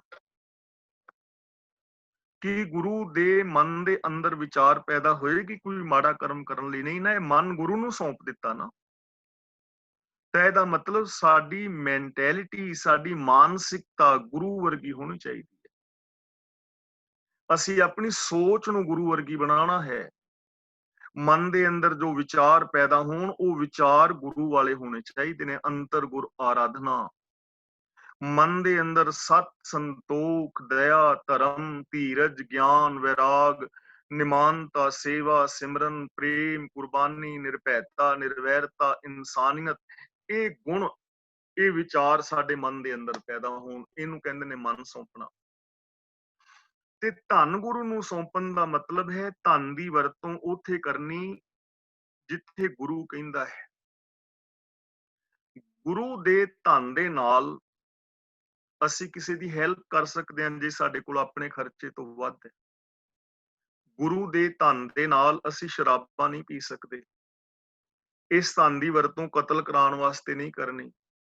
ਇਹ ਧਨ ਦੀ ਵਰਤੋਂ ਰਿਸ਼ਵਤਖੋਰੀ ਵਾਸਤੇ ਨਹੀਂ ਕਰਨੀ। ਇਸ ਧਨ ਦੇ ਨਾਲ ਐਵੇਂ ਹੀ ਗੈਰ ਕੁਦਰਤੀ ਗੈਰ ਜ਼ਰੂਰਤ ਤੋਂ ਚੀਜ਼ਾਂ ਜਿਹੜੀਆਂ ਨੇ ਖਰੀਦਣ ਦੀ ਜ਼ਰੂਰਤ ਨਹੀਂ ਹੈ। ਯਾਨੀ ਤਨ, ਮਨ ਔਰ ਧਨ ਦੀ ਵਰਤੋਂ ਗੁਰਮਤ ਆਸ਼ੇ ਅਨੁਸਾਰ ਕਰਨੀ ਹੈ। ਹੁਕਮ ਰਜ਼ਾਈ ਚੱਲਣਾ, ਇਹਨੂੰ ਇਹ ਐਵੇਂ ਰੱਬ ਮਿਲੇਗਾ। ਪਹਿਲੀ ਕਹਾਣੀ ਸੀ ਨਾ, ਦੇਖੋ ਧਿਆਨ ਨਾਲ ਸੁਣਿਓ, ਕਿ ਦੁਆਰੇ ਪਾਈਏ ਰੱਬ ਕਿਵੇਂ ਮਿਲੇਗਾ। ਤਨ ਮਨ ਧਨ ਸਭ ਸੌਂਪ ਗੁਰ ਕੋ। ਤਨ ਮਨ ਧਨ ਗੁਰੂ ਨੂੰ ਸੌਂਪਣਾ ਕੀ ਇਹ ਹੁਕਮ ਮੰਨੇ ਪਾਈਏ। ਤਨ ਮਨ ਔਰ ਧਨ ਕਰਕੇ ਗੁਰੂ ਦੀ ਵਰਤੋਂ ਕਰਨੀ ਹੈ, ਹੁਕਮ ਦੀ ਵਰਤੋਂ ਕਰਨੀ। ਤੇ ਹੁਕਮ ਮੰਨਣਾ ਕਿਹਦਾ ਹੈ? ਤਨ ਮਨ ਧਨ ਗੁਰੂ ਨੂੰ ਸੌਂਪਣਾ, ਹੁਕਮ ਕਿਹਦਾ ਮੰਨਣਾ ਹੈ? ਹੁਕਮ ਮੰਨਿਓ ਗੁਰੂ ਕੀ ਰਾਹ। ਗੁਰੂ ਦਾ ਹੁਕਮ, ਹੁਕਮ ਮੰਨਣਾ ਹੈ ਗੁਰੂ ਦਾ, ਗੁਰੂ ਦੇ ਹੁਕਮ ਦੇ ਵਿੱਚ ਤੁਰਨਾ ਹੈ। ਸਾਡੀ ਜ਼ਿੰਦਗੀ ਵਿੱਚ ਨਾ ਭੁੱਲ ਕਿੱਥੇ ਰਹੀ? ਦੇਖੋ, ਅਸੀਂ ਕੰਮ ਸਾਰੇ ਕਰ ਰਹੇ ਹਾਂ, ਜ਼ਬਾਨ ਨਾਲ ਬੋਲ ਰਹੇ ਹਾਂ, ਕੰਨਾਂ ਨਾਲ ਸੁਣ ਰਹੇ ਹਾਂ, ਹੱਥਾਂ ਨਾਲ ਕੰਮ ਕਰ ਰਹੇ ਹਾਂ, ਪੈਰਾਂ ਨਾਲ ਤੁਰ ਰਹੇ ਹਾਂ, ਮਨ ਦੇ ਨਾਲ ਸੋਚ ਰਹੇ ਹਾਂ, ਖੇਤੀ ਕਰ ਰਹੇ ਹਾਂ, ਵਪਾਰ ਕਰ ਰਹੇ ਹਾਂ, ਦੁਕਾਨ ਕਰ ਰਹੇ ਹਾਂ, ਜੌਬ ਕਰ ਰਹੇ ਹਾਂ, ਧਰਮ ਕਰਮ ਕਰ ਰਹੇ ਹਾਂ। ਕੰਮ ਤੇ ਅਸੀਂ ਸਾਰੇ ਕਰ ਹੀ ਰਹੇ ਹਾਂ। ਤੇ ਜੇ ਅਸੀਂ ਗੁਰੂ ਦੇ ਹੁਕਮ ਅਨੁਸਾਰ ਕਰ ਲਈਏ ਤਾਂ ਸਾਡੀ ਜ਼ਿੰਦਗੀ ਸੰਵਰ ਸਕਦੀ ਹੈ ਨਾ। ਪਰ ਅਸੀਂ ਹੁਕਮ ਕਿਹਦਾ ਮੰਨਦੇ ਹਾਂ? ਕਿਸੇ ਜੋਤਸ਼ੀ ਦਾ ਮੰਨ ਲੈਂਦੇ ਹਾਂ, ਕਿਸੇ ਬਾਬੇ ਦਾ, ਡੇਰੇਦਾਰ ਦਾ ਮੰਨ ਲੈਂਦੇ ਹਾਂ, ਕਿਸੇ ਅਸੀਂ ਪੀਰ ਫਕੀਰ ਦਾ ਮੰਨ ਲੈਂਦੇ ਹਾਂ, ਭੂਤ ਨੇ ਕੱਢਣ ਵਾਲਿਆਂ ਦਾ ਮੰਨ ਲੈਂਦੇ ਹਾਂ, ਜੰਤਰ ਮੰਤਰ ਵਾਲਿਆਂ ਦਾ ਹੁਕਮ ਮੰਨ ਲੈਂਦੇ ਹਾਂ, ਪਰ ਗੁਰੂ ਦਾ ਹੁਕਮ ਨਹੀਂ ਮੰਨਦੇ। ਅਸੀਂ ਹੁਕਮ ਤੇ ਮੰਨ ਰਹੇ ਹਾਂ, ਕਿਸੇ ਨਾ ਕਿਸੇ ਦਾ ਤੇ ਮੰਨ ਨਹੀਂ ਰਿਹਾ ਨਾ। ਤੇ ਜੇ ਅਸੀਂ ਹੁਕਮ ਗੁਰੂ ਦਾ ਮੰਨ ਲਈਏ, ਗੁਰਬਾਣੀ ਅਨੁਸਾਰ ਜ਼ਿੰਦਗੀ ਜੀ ਲਈਏ, ਤਾਂ ਜੀਵਨ ਦੇ ਅੰਦਰ ਬੇਪਰਵਾਹੀ ਆ ਜਾਏਗੀ। बेपरवाह सदा रंग हर के जाको पाक स्वामी, मानुख की टेक वृथी सब जान, देवन को एक है भगवान, जिसके दिए रहे अघाए, बहुर ना तृष्णा लागे आए। किसे बाबे ने कह दिता ना कि ਅਸੀਂ ਭੋਗ ਲਵਾਉਣ ਲਈ ਤਿਆਰ ਹਾਂ, ਪਰ ਅਸੀਂ ਗੁਰੂ ਦੇ ਹੁਕਮ ਬਾਣੀ ਦੇ ਵਿੱਚੋਂ ਜੋ ਸਾਨੂੰ ਮਿਲ ਰਿਹਾ ਹੈ ਉਹ ਮੰਨਣ ਲਈ ਤਿਆਰ ਨਹੀਂ। ਕਾਲ ਤਖਤ ਵਾਲੀ ਮਰਿਆਦਾ ਨੂੰ ਮੰਨਣ ਲਈ ਤਿਆਰ ਨਹੀਂ, ਬਾਬੇ ਦੀ ਗੱਲ ਮੰਨਣ ਲਈ ਤਿਆਰ ਹਾਂ, ਕਿਸੇ ਹੋਰ ਦੀ ਗੱਲ ਮੰਨਣ ਲਈ ਤਿਆਰ ਹਾਂ। ਕੰਮ ਅਸੀਂ ਕਰ ਰਹੇ ਹਾਂ, ਜੀਵਨ ਦੀ એનર્ਜੀ ਖਤਮ ਹੋ ਰਹੀ ਹੈ, ਲੇਕਿਨ ਪ੍ਰਾਪਤੀ ਕੁਛ ਨਹੀਂ ਹੋ ਰਹੀ। ਪ੍ਰੋਬਲਮ ਕਿੱਥੇ ਆ ਰਹੀ ਹੈ? ਦੇਖੋ, ਇੱਕ ਜ਼ਿਮੀਂਦਾਰ ਸਵੇਰੇ ਖੂਹ ਦੇ ਅੰਦਰ ਬੈਲ ਜੋੜਦਾ ਹੈ, ਜਾਂ ਤੇਲੀ ਕੋਲੂ ਦੇ ਅੰਦਰ ਬੈਲ ਜੋ ਦਿੰਦਾ, ਉਹਦੀਆਂ ਅੱਖਾਂ ਤੇ ਖੋਪੇ ਚੜਾ ਦਿੰਦਾ, ਅੱਖਾਂ ਬੰਨ ਦਿੰਦਾ। ਉਸ ਬੈਲ ਨੂੰ ਇੱਕ ਵਾਰੀ ਤੋੜ ਦਿੰਦਾ, ਸੋਟੀ ਮਾਰ ਦਿੱਤੀ, ਬੈਲ ਤੁਰ ਪਿਆ। ਹੁਣ ਅੱਖਾਂ ਬੰਦ ਨੇ ਤੇ ਬੈਲ ਸਮਝਦਾ ਹੈ ਮਾਲਕ ਡੰਡਾ ਲੈ ਕੇ ਪਿੱਛੇ ਤੁਰਿਆ ਹੁੰਦਾ ਹੈ, ਜੇ ਮੈਂ ਖਲੋਤਾ ਤੇ ਡੰਡਾ ਵੱਜਣਾ। ਉਹ ਤੁਰਦਾ ਰਹਿੰਦਾ, ਸਵੇਰ ਤੋਂ ਲੈ ਕੇ ਦੁਪਹਿਰ ਤੱਕ ਬੈਲ ਤੁਰ ਰਿਹਾ, ਲਗਾਤਾਰ ਭੁੱਖਾ ਪਿਆਸਾ। ਤੇ ਦੁਪਹਿਰ ਨੂੰ ਮਾਲਕ ਰੋਕਦਾ ਹੈ, ਜਦੋਂ ਬੈਲ ਥੱਕ ਜਾਏ ਤੇ ਦੂਜੇ ਜੋ ਲੈਂਦੇ ਨੇ ਨਾ, ਦੂਜੇ ਬੈਲਾਂ ਨੂੰ, ਬੈਲ ਨੂੰ ਰੋਕਦਾ ਤੇ ਬੈਲ ਸਮਝਦਾ ਹੈ ਮੈਂ ਸਵੇਰ ਦਾ ਤੁਰਿਆ ਹਾਂ, ਮੈਂ ਬਹੁਤ ਦੂਰ ਪਹੁੰਚ ਗਿਆ ਹੋਵਾਂਗਾ। ਤੇ ਜਦੋਂ ਬੈਲ ਦੀਆਂ ਅੱਖਾਂ ਖੋਲਦਾ ਹੈ ਤੇ ਬੈਲ ਹੈਰਾਨ ਰਹਿ ਜਾਂਦਾ ਕਿ ਮੈਂ ਤੇ ਉੱਥੇ ਹੀ ਹਾਂ, ਮੈਂ ਤੇ ਉੱਥੇ ਇੱਕ ਕਦਮ ਵੀ ਅੱਗੇ ਨਹੀਂ ਵਧਿਆ। ਬੈਲ ਸਾਰਾ ਦੁਪਹਿਰ ਤੱਕ ਤੁਰਦਾ ਰਿਹਾ ਹੈ, ਭਾਰ ਢੋਂਦਾ ਰਿਹਾ ਹੈ, ਭੁੱਖਾ ਪਿਆਸਾ, ਥੱਕ ਕੇ ਚੂਰ ਹੋ ਗਿਆ, ਪਰ ਵਧਿਆ ਇੱਕ ਕਦਮ ਵੀ ਨਹੀਂ, ਉੱਥੇ ਹੀ ਹੈ। ਉੱਥੇ ਘੁੰਮੀ ਜਾ ਰਿਹਾ ਕਿਉਂਕਿ ਵੱਜਾ ਹੋਇਆ ਹੈ, ਉੱਥੇ ਘੁੰਮਣ ਘੇਰੀ ਵਿੱਚ ਪਹੁੰਚਿਆ ਕਿਤੇ ਵੀ ਨਹੀਂ। ਹੁਣ ਦੇਖੋ, ਸਾਡੀ ਉਮਰ ਕਿਸੇ ਦੀ 50 ਸਾਲ, 40 ਸਾਲ, 20 ਸਾਲ, 60 ਸਾਲ, ਜਿੰਨੀ ਵੀ ਹੋ ਗਈ, ਅਸੀਂ ਧਰਮ ਕਰਮ ਕੀਤੇ, ਅਸੀਂ ਜ਼ਿੰਦਗੀ ਜੀਵੀ, ਤੇ ਪਹੁੰਚੇ ਕਿੱਥੇ ਕਾਂ ਭਲਾ? ਮੈਂ ਆਪਣੇ ਜੀਵਨ ਨੂੰ ਵੇਖਣਾ ਹੈ, ਤੁਸੀਂ ਆਪਣੇ ਨੂੰ, ਹਰ ਬੰਦੇ ਨੇ ਆਪਣੇ ਨੂੰ ਸੈਲਫ ਐਨਾਲਿਸਿਸ ਕਰਨਾ ਹੈ ਕਿ ਕੀ ਅਸੀਂ ਰੱਬ ਦੇ ਨੇੜੇ ਤੇੜੇ ਪਹੁੰਚੇ ਹਾਂ? ਕੀ ਇੱਕ ਕਦਮ ਵੀ ਅਸੀਂ ਕਿਸੇ ਪਾਸੇ ਵਧੇ ਹਾਂ? ਕੋਈ ਝੂਠ ਛੱਡਿਆ, ਈਰਖਾ ਛੱਡੀ ਹੈ, ਕੋਈ ਸੱਚਾਈ, ਕੋਈ ਦਇਆ, ਕੋਈ ਧਰਮ, ਕੋਈ ਸਾਡੇ ਅੰਦਰ ਪਿਆਰ ਮੁਹੱਬਤ ਦੀ ਭਾਵਨਾ, ਗੁਰਮਤਿ ਆਸ਼ੇ ਵਾਲਾ ਜੀਵਨ ਆਇਆ? ਜੇ ਤੇ ਆਇਆ ਫਿਰ ਤਾਂ ਜ਼ਿੰਦਗੀ ਮੁਬਾਰਕ ਹੈ, ਫਿਰ ਤਾਂ ਸਾਡੀ ਯਾਤਰਾ ਸਫਲ ਹੋ ਰਹੀ ਹੈ, ਫਿਰ ਤਾਂ ਸਾਨੂੰ ਜੀਵਨ ਦਾ ਲਾਭ ਹੋਇਆ। ਤੇ ਜੇ ਕੁਛ ਵੀ ਫਰਕ ਨਹੀਂ ਪਿਆ ਤੇ ਫਿਰ ਬੈਲ ਦੀ ਤਰ੍ਹਾਂ ਤੁਰੇ ਜਾ ਰਹੇ ਆ ਨਾ, ਪਹੁੰਚੇ ਤੇ ਕਿਤੇ ਵੀ ਨਹੀਂ। ਇਸ ਲਈ ਗੁਰੂ ਜੀ ਕਹਿੰਦੇ ਨੇ, ਹੁਕਮ ਮੰਨਿਓ ਗੁਰੂ ਕੇਰਾ। ਦੇਖੋ, ਸਾਡੀ ਜ਼ਿੰਦਗੀ ਵਾਸਤੇ ਕਿੰਨੀ ਜ਼ਰੂਰੀ ਚੀਜ਼ ਹੈ ਕਿ ਗੁਰੂ ਦਾ ਹੁਕਮ ਮੰਨ ਲਓ, ਮੈਂ ਵੀ ਔਰ ਤੁਸੀਂ ਵੀ। ਇਹਦੇ ਨਾਲ ਕੀ ਹੋਏਗਾ? ਸਾਡੀ ਜ਼ਿੰਦਗੀ ਸੌਖੀ ਹੋ ਜਾਏ। ਮੰਨ ਲਓ ਮੇਰਾ ਪਰਿਵਾਰ ਹੈ ਜਾਂ ਤੁਹਾਡਾ ਹੈ, ਹੁਣ ਮੇਰੀ ਘਰਵਾਲੀ ਹੈ, ਮੇਰੀ ਨੂੰਹ ਰਾਣੀ ਹੈ, ਬੇਟਾ ਹੈ, ਪੋਤਰੀ ਹੈ, ਅਸੀਂ 4-5 ਜੀ ਹਾਂ ਘਰ ਦੇ। ਬੇਟੀ ਦਾ ਪਰਿਵਾਰ ਵੱਖਰਾ ਹੈ, ਮੈਂ ਪਰਿਵਾਰ ਉਹਨੂੰ ਹੀ ਗਿਣਾਂਗਾ ਜਿੰਨੇ ਆਪਣੇ ਮੈਂਬਰ ਨੇ।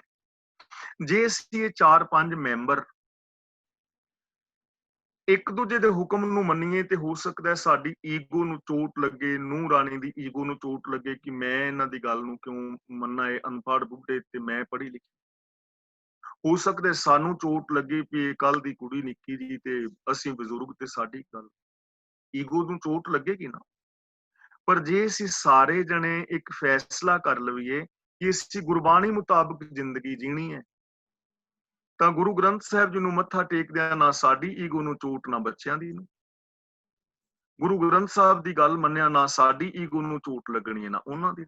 ਏਕ ਪਿਤਾ ਏਕਸ ਕੇ ਹਮ ਬਾਰਿਕ ਹੋ ਗਏ, ਤੇ ਸਾਡੇ ਘਰ ਦੇ ਅੰਦਰ ਕੋਈ ਸਮੱਸਿਆ ਪੈਦਾ ਹੀ ਨਹੀਂ ਹੋਏਗੀ। ਜੇ ਕੋਈ ਪੈਦਾ ਹੋਏਗੀ ਤੇ ਉਹਦਾ ਸੋਲੂਸ਼ਨ ਹੋ ਜਾਏਗਾ। ਲੇਕਿਨ ਇੰਨਾ ਆਸਾਨ ਰਾਹ ਅਸੀਂ ਅਪਣਾਇਆ ਨਹੀਂ। ਦੇਖੋ ਕਹਾਣੀ ਵਿੱਚੋਂ ਕੀ ਨਿਕਲ ਰਿਹਾ, ਹੁਕਮ ਮੰਨਿਓ ਗੁਰੂ ਕੇਰਾ, ਤੇ ਇਹ ਫਿਰ ਇੱਕ ਕਹਾਣੀ ਹੈ।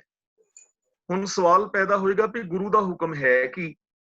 ਕਹਾਣੀ ਬਣ ਗਈ ਨਾ ਫਿਰ। ਗੁਰੂ ਦਾ ਹੁਕਮ ਕੀ ਹੈ? ਕਿੱਥੋਂ ਲੱਭੀਏ ਗੁਰੂ ਦਾ ਹੁਕਮ ਹੈ ਕੀ?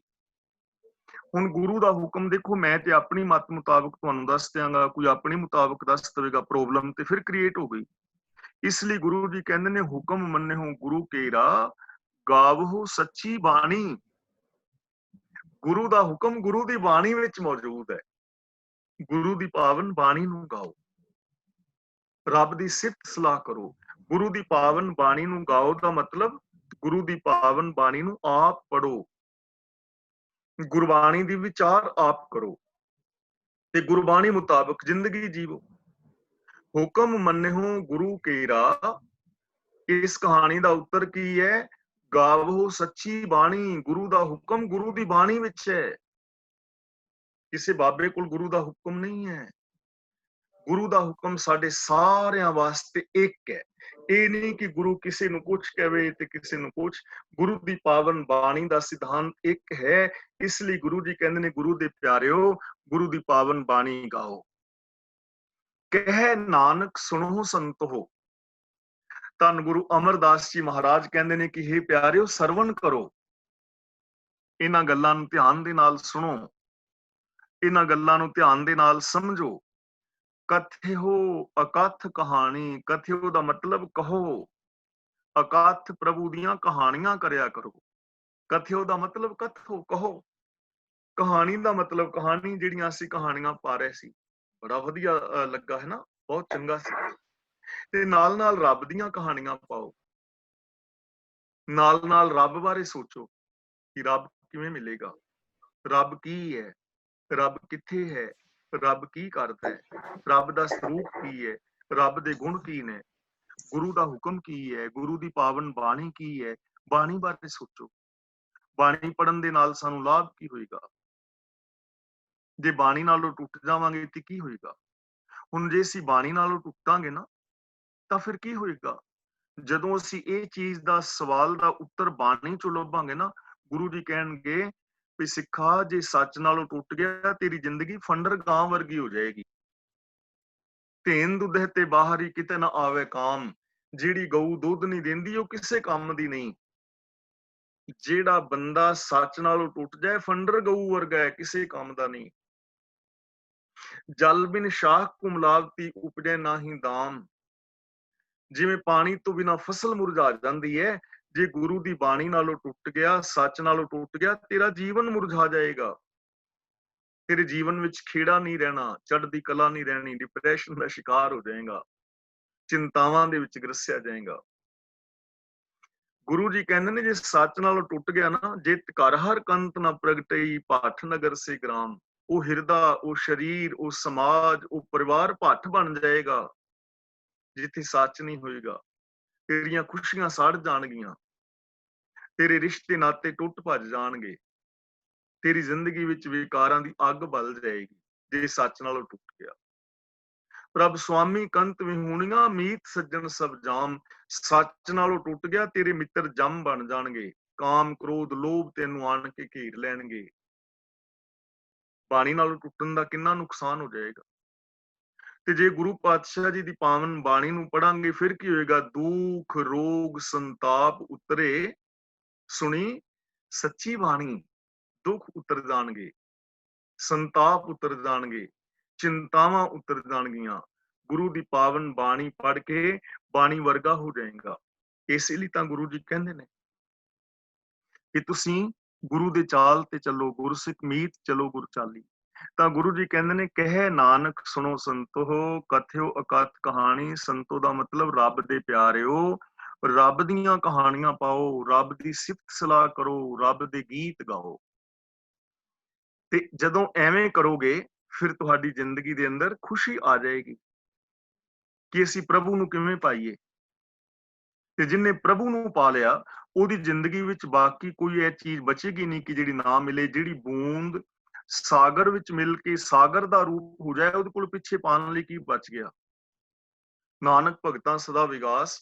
ਰੱਬ ਤਾਂ ਵਿਕਸਿਤ ਹੈ ਤੇ ਉਹਦੇ ਅੰਦਰ ਮਿਲਣ ਵਾਲੇ ਬੰਦੇ ਦੀ ਜ਼ਿੰਦਗੀ ਵਿੱਚ ਚਿੰਤਾ ਭੋਰਾ ਵੀ ਨਹੀਂ ਰਹਿ ਜਾਏਗੀ, ਉਹ ਖੁਸ਼ੀਆਂ ਦਾ ਘਰ ਬਣ ਜਾਏਗਾ।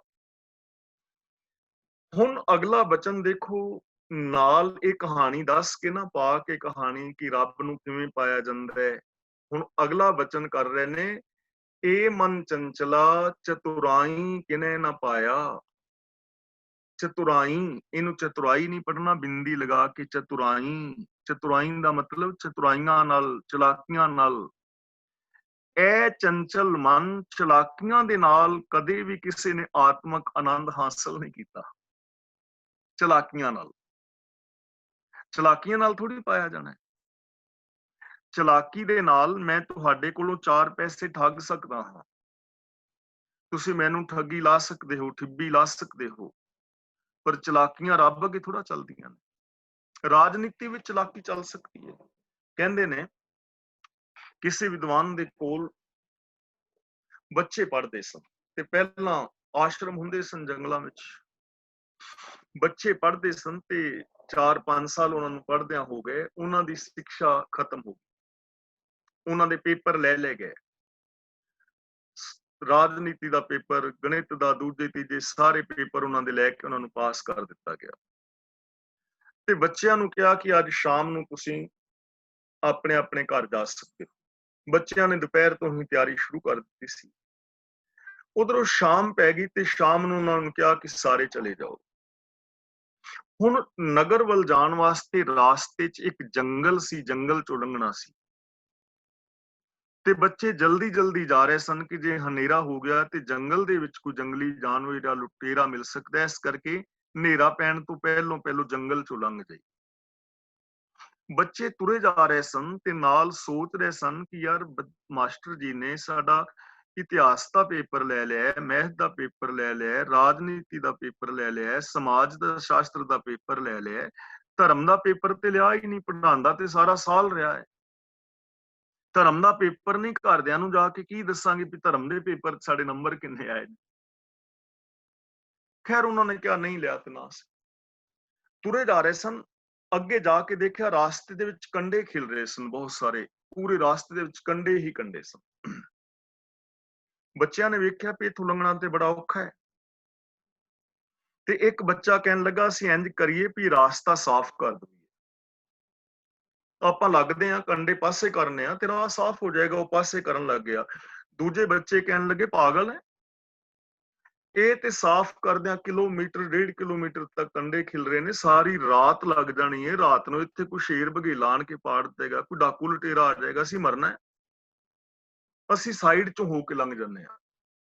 ਉਹਨਾਂ ਬੱਚਿਆਂ ਨੇ ਸਾਈਡ ਤੋਂ ਹੋ ਕੇ ਲੰਘਣਾ ਸ਼ੁਰੂ ਕਰ ਦਿੱਤਾ। ਉਹ ਬੱਚੇ ਲੰਘ ਗਏ। ਇੱਕ ਬੱਚਾ ਉਹਨਾਂ ਕੰਡਿਆਂ ਨੂੰ ਹਟਾਉਣ ਲੱਗ ਗਿਆ ਤੇ ਕਹਿਣ ਲੱਗਾ ਮੈਂ ਤੇ ਕੰਡੇ ਹਟਾਵਾਂਗਾ, ਰਾਸਤਾ ਸਾਫ਼ ਕਰਾ। ਤੇ ਕਹਿਣ ਲੱਗਾ ਕੱਲੇ ਨੂੰ ਤੇ ਬਹੁਤ ਟਾਈਮ ਲੱਗੇਗਾ। ਹਨੇਰਾ ਪੈ ਗਿਆ। ਫਿਰ ਕਹਿੰਦਾ ਹਨੇਰਾ ਪੈ ਗਿਆ, ਮੈਂ ਰੁੱਖ ਦੇ ਉੱਤੇ ਚੜ੍ਹ ਕੇ ਪਵਾਂਗਾ। ਜੇ ਕੋਈ ਰਾਤ ਨੂੰ ਮੁਸਾਫਿਰ ਆਇਆ ਤੇ ਉਹਨੂੰ ਆਵਾਜ਼ ਮਾਰ ਕੇ ਕਹਾਂਗਾ ਕਿ ਰਾਸਤੇ ਵਿੱਚ ਕੰਡੇ ਨੇ ਵੀ ਸਾਈਡ ਤੋਂ ਹੋ ਕੇ ਲੰਘ। ਸਵੇਰ ਹੋਵੇਗੀ ਫਿਰ ਮੈਂ ਕੰਡੇ ਚੁਕਾਂਗਾ, ਰਾਸਤੇ ਨੂੰ ਸਾਫ਼ ਕਰਕੇ ਹੀ ਮੈਂ ਘਰ ਜਾਵਾਂ।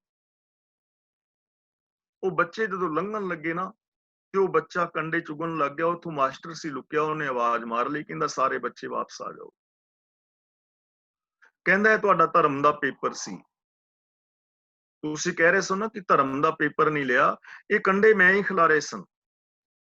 ਧਰਮ ਦਾ ਪੇਪਰ ਕਾਗਜ਼ਾਂ ਦੇ ਉੱਤੇ ਨਹੀਂ ਹੁੰਦਾ ਲਿਖ ਕੇ, ਧਰਮ ਦੇ ਪੇਪਰ ਵਿੱਚ ਕੁਝ ਕਰਨਾ ਹੁੰਦਾ ਹੈ ਤੇ ਧਰਮ ਦੇ ਪੇਪਰ ਦੇ ਵਿੱਚੋਂ ਇੱਕ ਬੱਚਾ ਹੀ ਪਾਸ ਹੋਇਆ ਹੈ। ਤੁਸੀਂ ਜਾਣਾ ਚਾਹੋ ਜਾ ਸਕਦੇ ਹੋ, ਰਾਜਨੀਤੀ ਵਿੱਚ ਤੁਸੀਂ ਪਾਸ ਹੋ, ਤੁਸੀਂ ਚੰਗੇ ਰਾਜਨੀਤਿਕ ਬਣ ਜਾਓਗੇ। ਰਾਜਨੀਤੀ ਦੇ ਵਿੱਚ ਹੁੰਦਾ ਹੀ ਇਹ ਹੈ ਕਿ ਦੂਜੇ ਦੇ ਰਾਹਾਂ ਵਿੱਚ ਕੰਡੇ ਖਿਲਾਰ ਕੇ ਆਪ ਅੱਗੇ ਲੰਘ ਜਾਓ। ਤੁਸੀਂ ਠੱਗੀ ਮਾਰ ਸਕਦੇ ਹੋ, ਚਲਾਕੀਆਂ ਕਰ ਸਕਦੇ ਹੋ, ਅੱਗੇ ਲੰਘ ਜਾਓਗੇ। ਲੇਕਿਨ ਧਰਮ ਦੇ ਪੇਪਰ ਵਿੱਚ ਇੱਕ ਹੀ ਬੱਚਾ ਪਾਸ ਹੋਇਆ ਹੈ। ਧਰਮ ਇਹੀ ਹੈ ਕਿ ਦੂਜਿਆਂ ਦੇ ਰਾਹਾਂ ਦੇ ਕੰਡੇ ਵੀ ਚੁਗਣਾ ਹੈ। ਠੀਕ ਹੈ ਨਾ। ਚਤਰਾਈਆਂ ਦੇ ਨਾਲ ਤੁਸੀਂ ਪੈਸਾ ਕਮਾ ਸਕਦੇ ਹੋ ਦੂਜੇ ਤੋਂ ਜ਼ਿਆਦਾ, ਦੂਜੇ ਨੂੰ ਠਿੱਬੀ ਮਾਰ ਕੇ ਅੱਗੇ ਲੰਘ ਸਕਦੇ ਹੋ, ਰੱਬ ਨੂੰ ਨਹੀਂ ਪਾ ਸਕਦੇ, ਖੁਸ਼ੀ ਨਹੀਂ ਪਾ ਸਕਦੇ, ਆਨੰਦ ਹਾਸਲ ਨਹੀਂ ਕਰ ਸਕਦੇ। ਇਹ ਮਨ ਚੰਚਲਾ ਚਤੁਰਾਈ ਕਿਨੇ ਨਾ ਪਾਇਆ, ਕਿ ਇਹ ਮੇਰੇ ਚੰਚਲ ਔਰ ਭਟਕਦੇ ਹੋਏ ਮਨਾ। ਚਤੁਰਾਈਆਂ ਦੇ ਨਾਲ ਕਿਸੇ ਨੇ ਆਤਮਕ ਆਨੰਦ ਨਹੀਂ ਪਾਇਆ। ਤੇ ਚਤੁਰਾਈਆਂ ਕੀ ਨੇ? ਅੰਦਰੋਂ ਹੋਰ ਹੋਣਾ, ਬਾਹਰੋਂ ਹੋਰ ਹੋਣਾ, ਇਹ ਚਤੁਰਾਈਆਂ ਨੇ। ਕਹਿਣਾ ਹੋਰ, ਕਰਨਾ ਕੁਛ ਹੋਰ।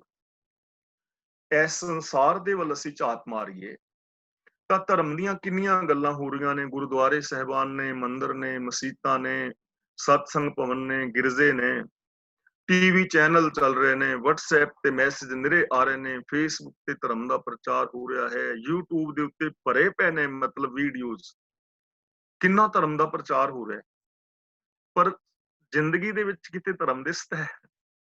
ਕੋਟਨ ਮੈਂ ਨਾਨਕ ਕੋ ਵਿਰਲੇ ਵਿਰਲੇ ਹੈ ਨੇ ਚੰਗੇ ਬੰਦੇ, ਹੈਨ ਵਿਰਲੇ ਨਾਹੀਂ ਕਣੇ।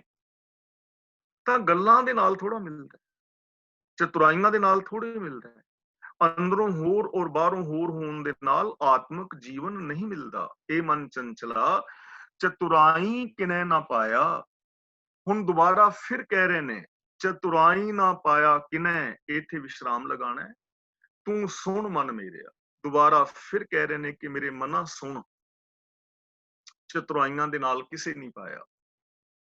ਸੰਸਾਰ ਦਾ ਇਤਿਹਾਸ ਵੇਖ ਲੈ, ਅੱਜ ਦੇ ਸਮੇਂ ਦੇ ਅੰਦਰ ਜੋ ਸਮਾਂ ਚੱਲ ਰਿਹਾ ਹੈ, ਇਹਦੇ ਵਿੱਚ ਝਾਤ ਮਾਰ ਕੇ ਵੇਖ ਲੈ, ਕਿਸੇ ਨੇ ਪਾਇਆ ਨਹੀਂ ਨਾ। ਤਾਂ ਗੁਰੂ ਜੀ ਕਹਿੰਦੇ ਨੇ, ਮਨਾ ਤੂੰ ਕਿਵੇਂ ਪਾ ਲਵੇਂਗਾ? ਜੇ ਤੁਸੀਂ ਸਾਰੇ ਕਲਾਸ ਵਾਲੇ ਚਲਾਕੀਆਂ ਦੇ ਨਾਲ ਰੱਬ ਨੂੰ ਨਹੀਂ ਪਾ ਸਕੇ, ਤਾਂ ਮੈਂ ਕਿਵੇਂ ਪਾ ਸਕਾਂਗਾ? ਤੇ ਜੇ ਮੈਂ ਚਲਾਕੀਆਂ ਕਰਕੇ ਨਹੀਂ ਪਾ ਸਕਿਆ, ਤੇ ਤੁਸੀਂ ਕਿਵੇਂ ਪਾ ਸਕੋਗੇ? ਮੇਰੇ ਮਾਂ-ਬਾਪ ਚਲਾਕੀਆਂ ਕਰ ਕਰਕੇ ਰੱਬ ਨੂੰ ਨਹੀਂ ਪਾ ਸਕੇ, ਤੇ ਮੈਂ ਕਿਵੇਂ ਪਾ ਲਵਾਂਗਾ? ਮੈਂ ਨਹੀਂ ਪਾ ਸਕਿਆ, ਮੇਰੇ ਬੱਚੇ ਅੱਗੋਂ ਕਿਵੇਂ ਪਾ ਲੈਣਗੇ?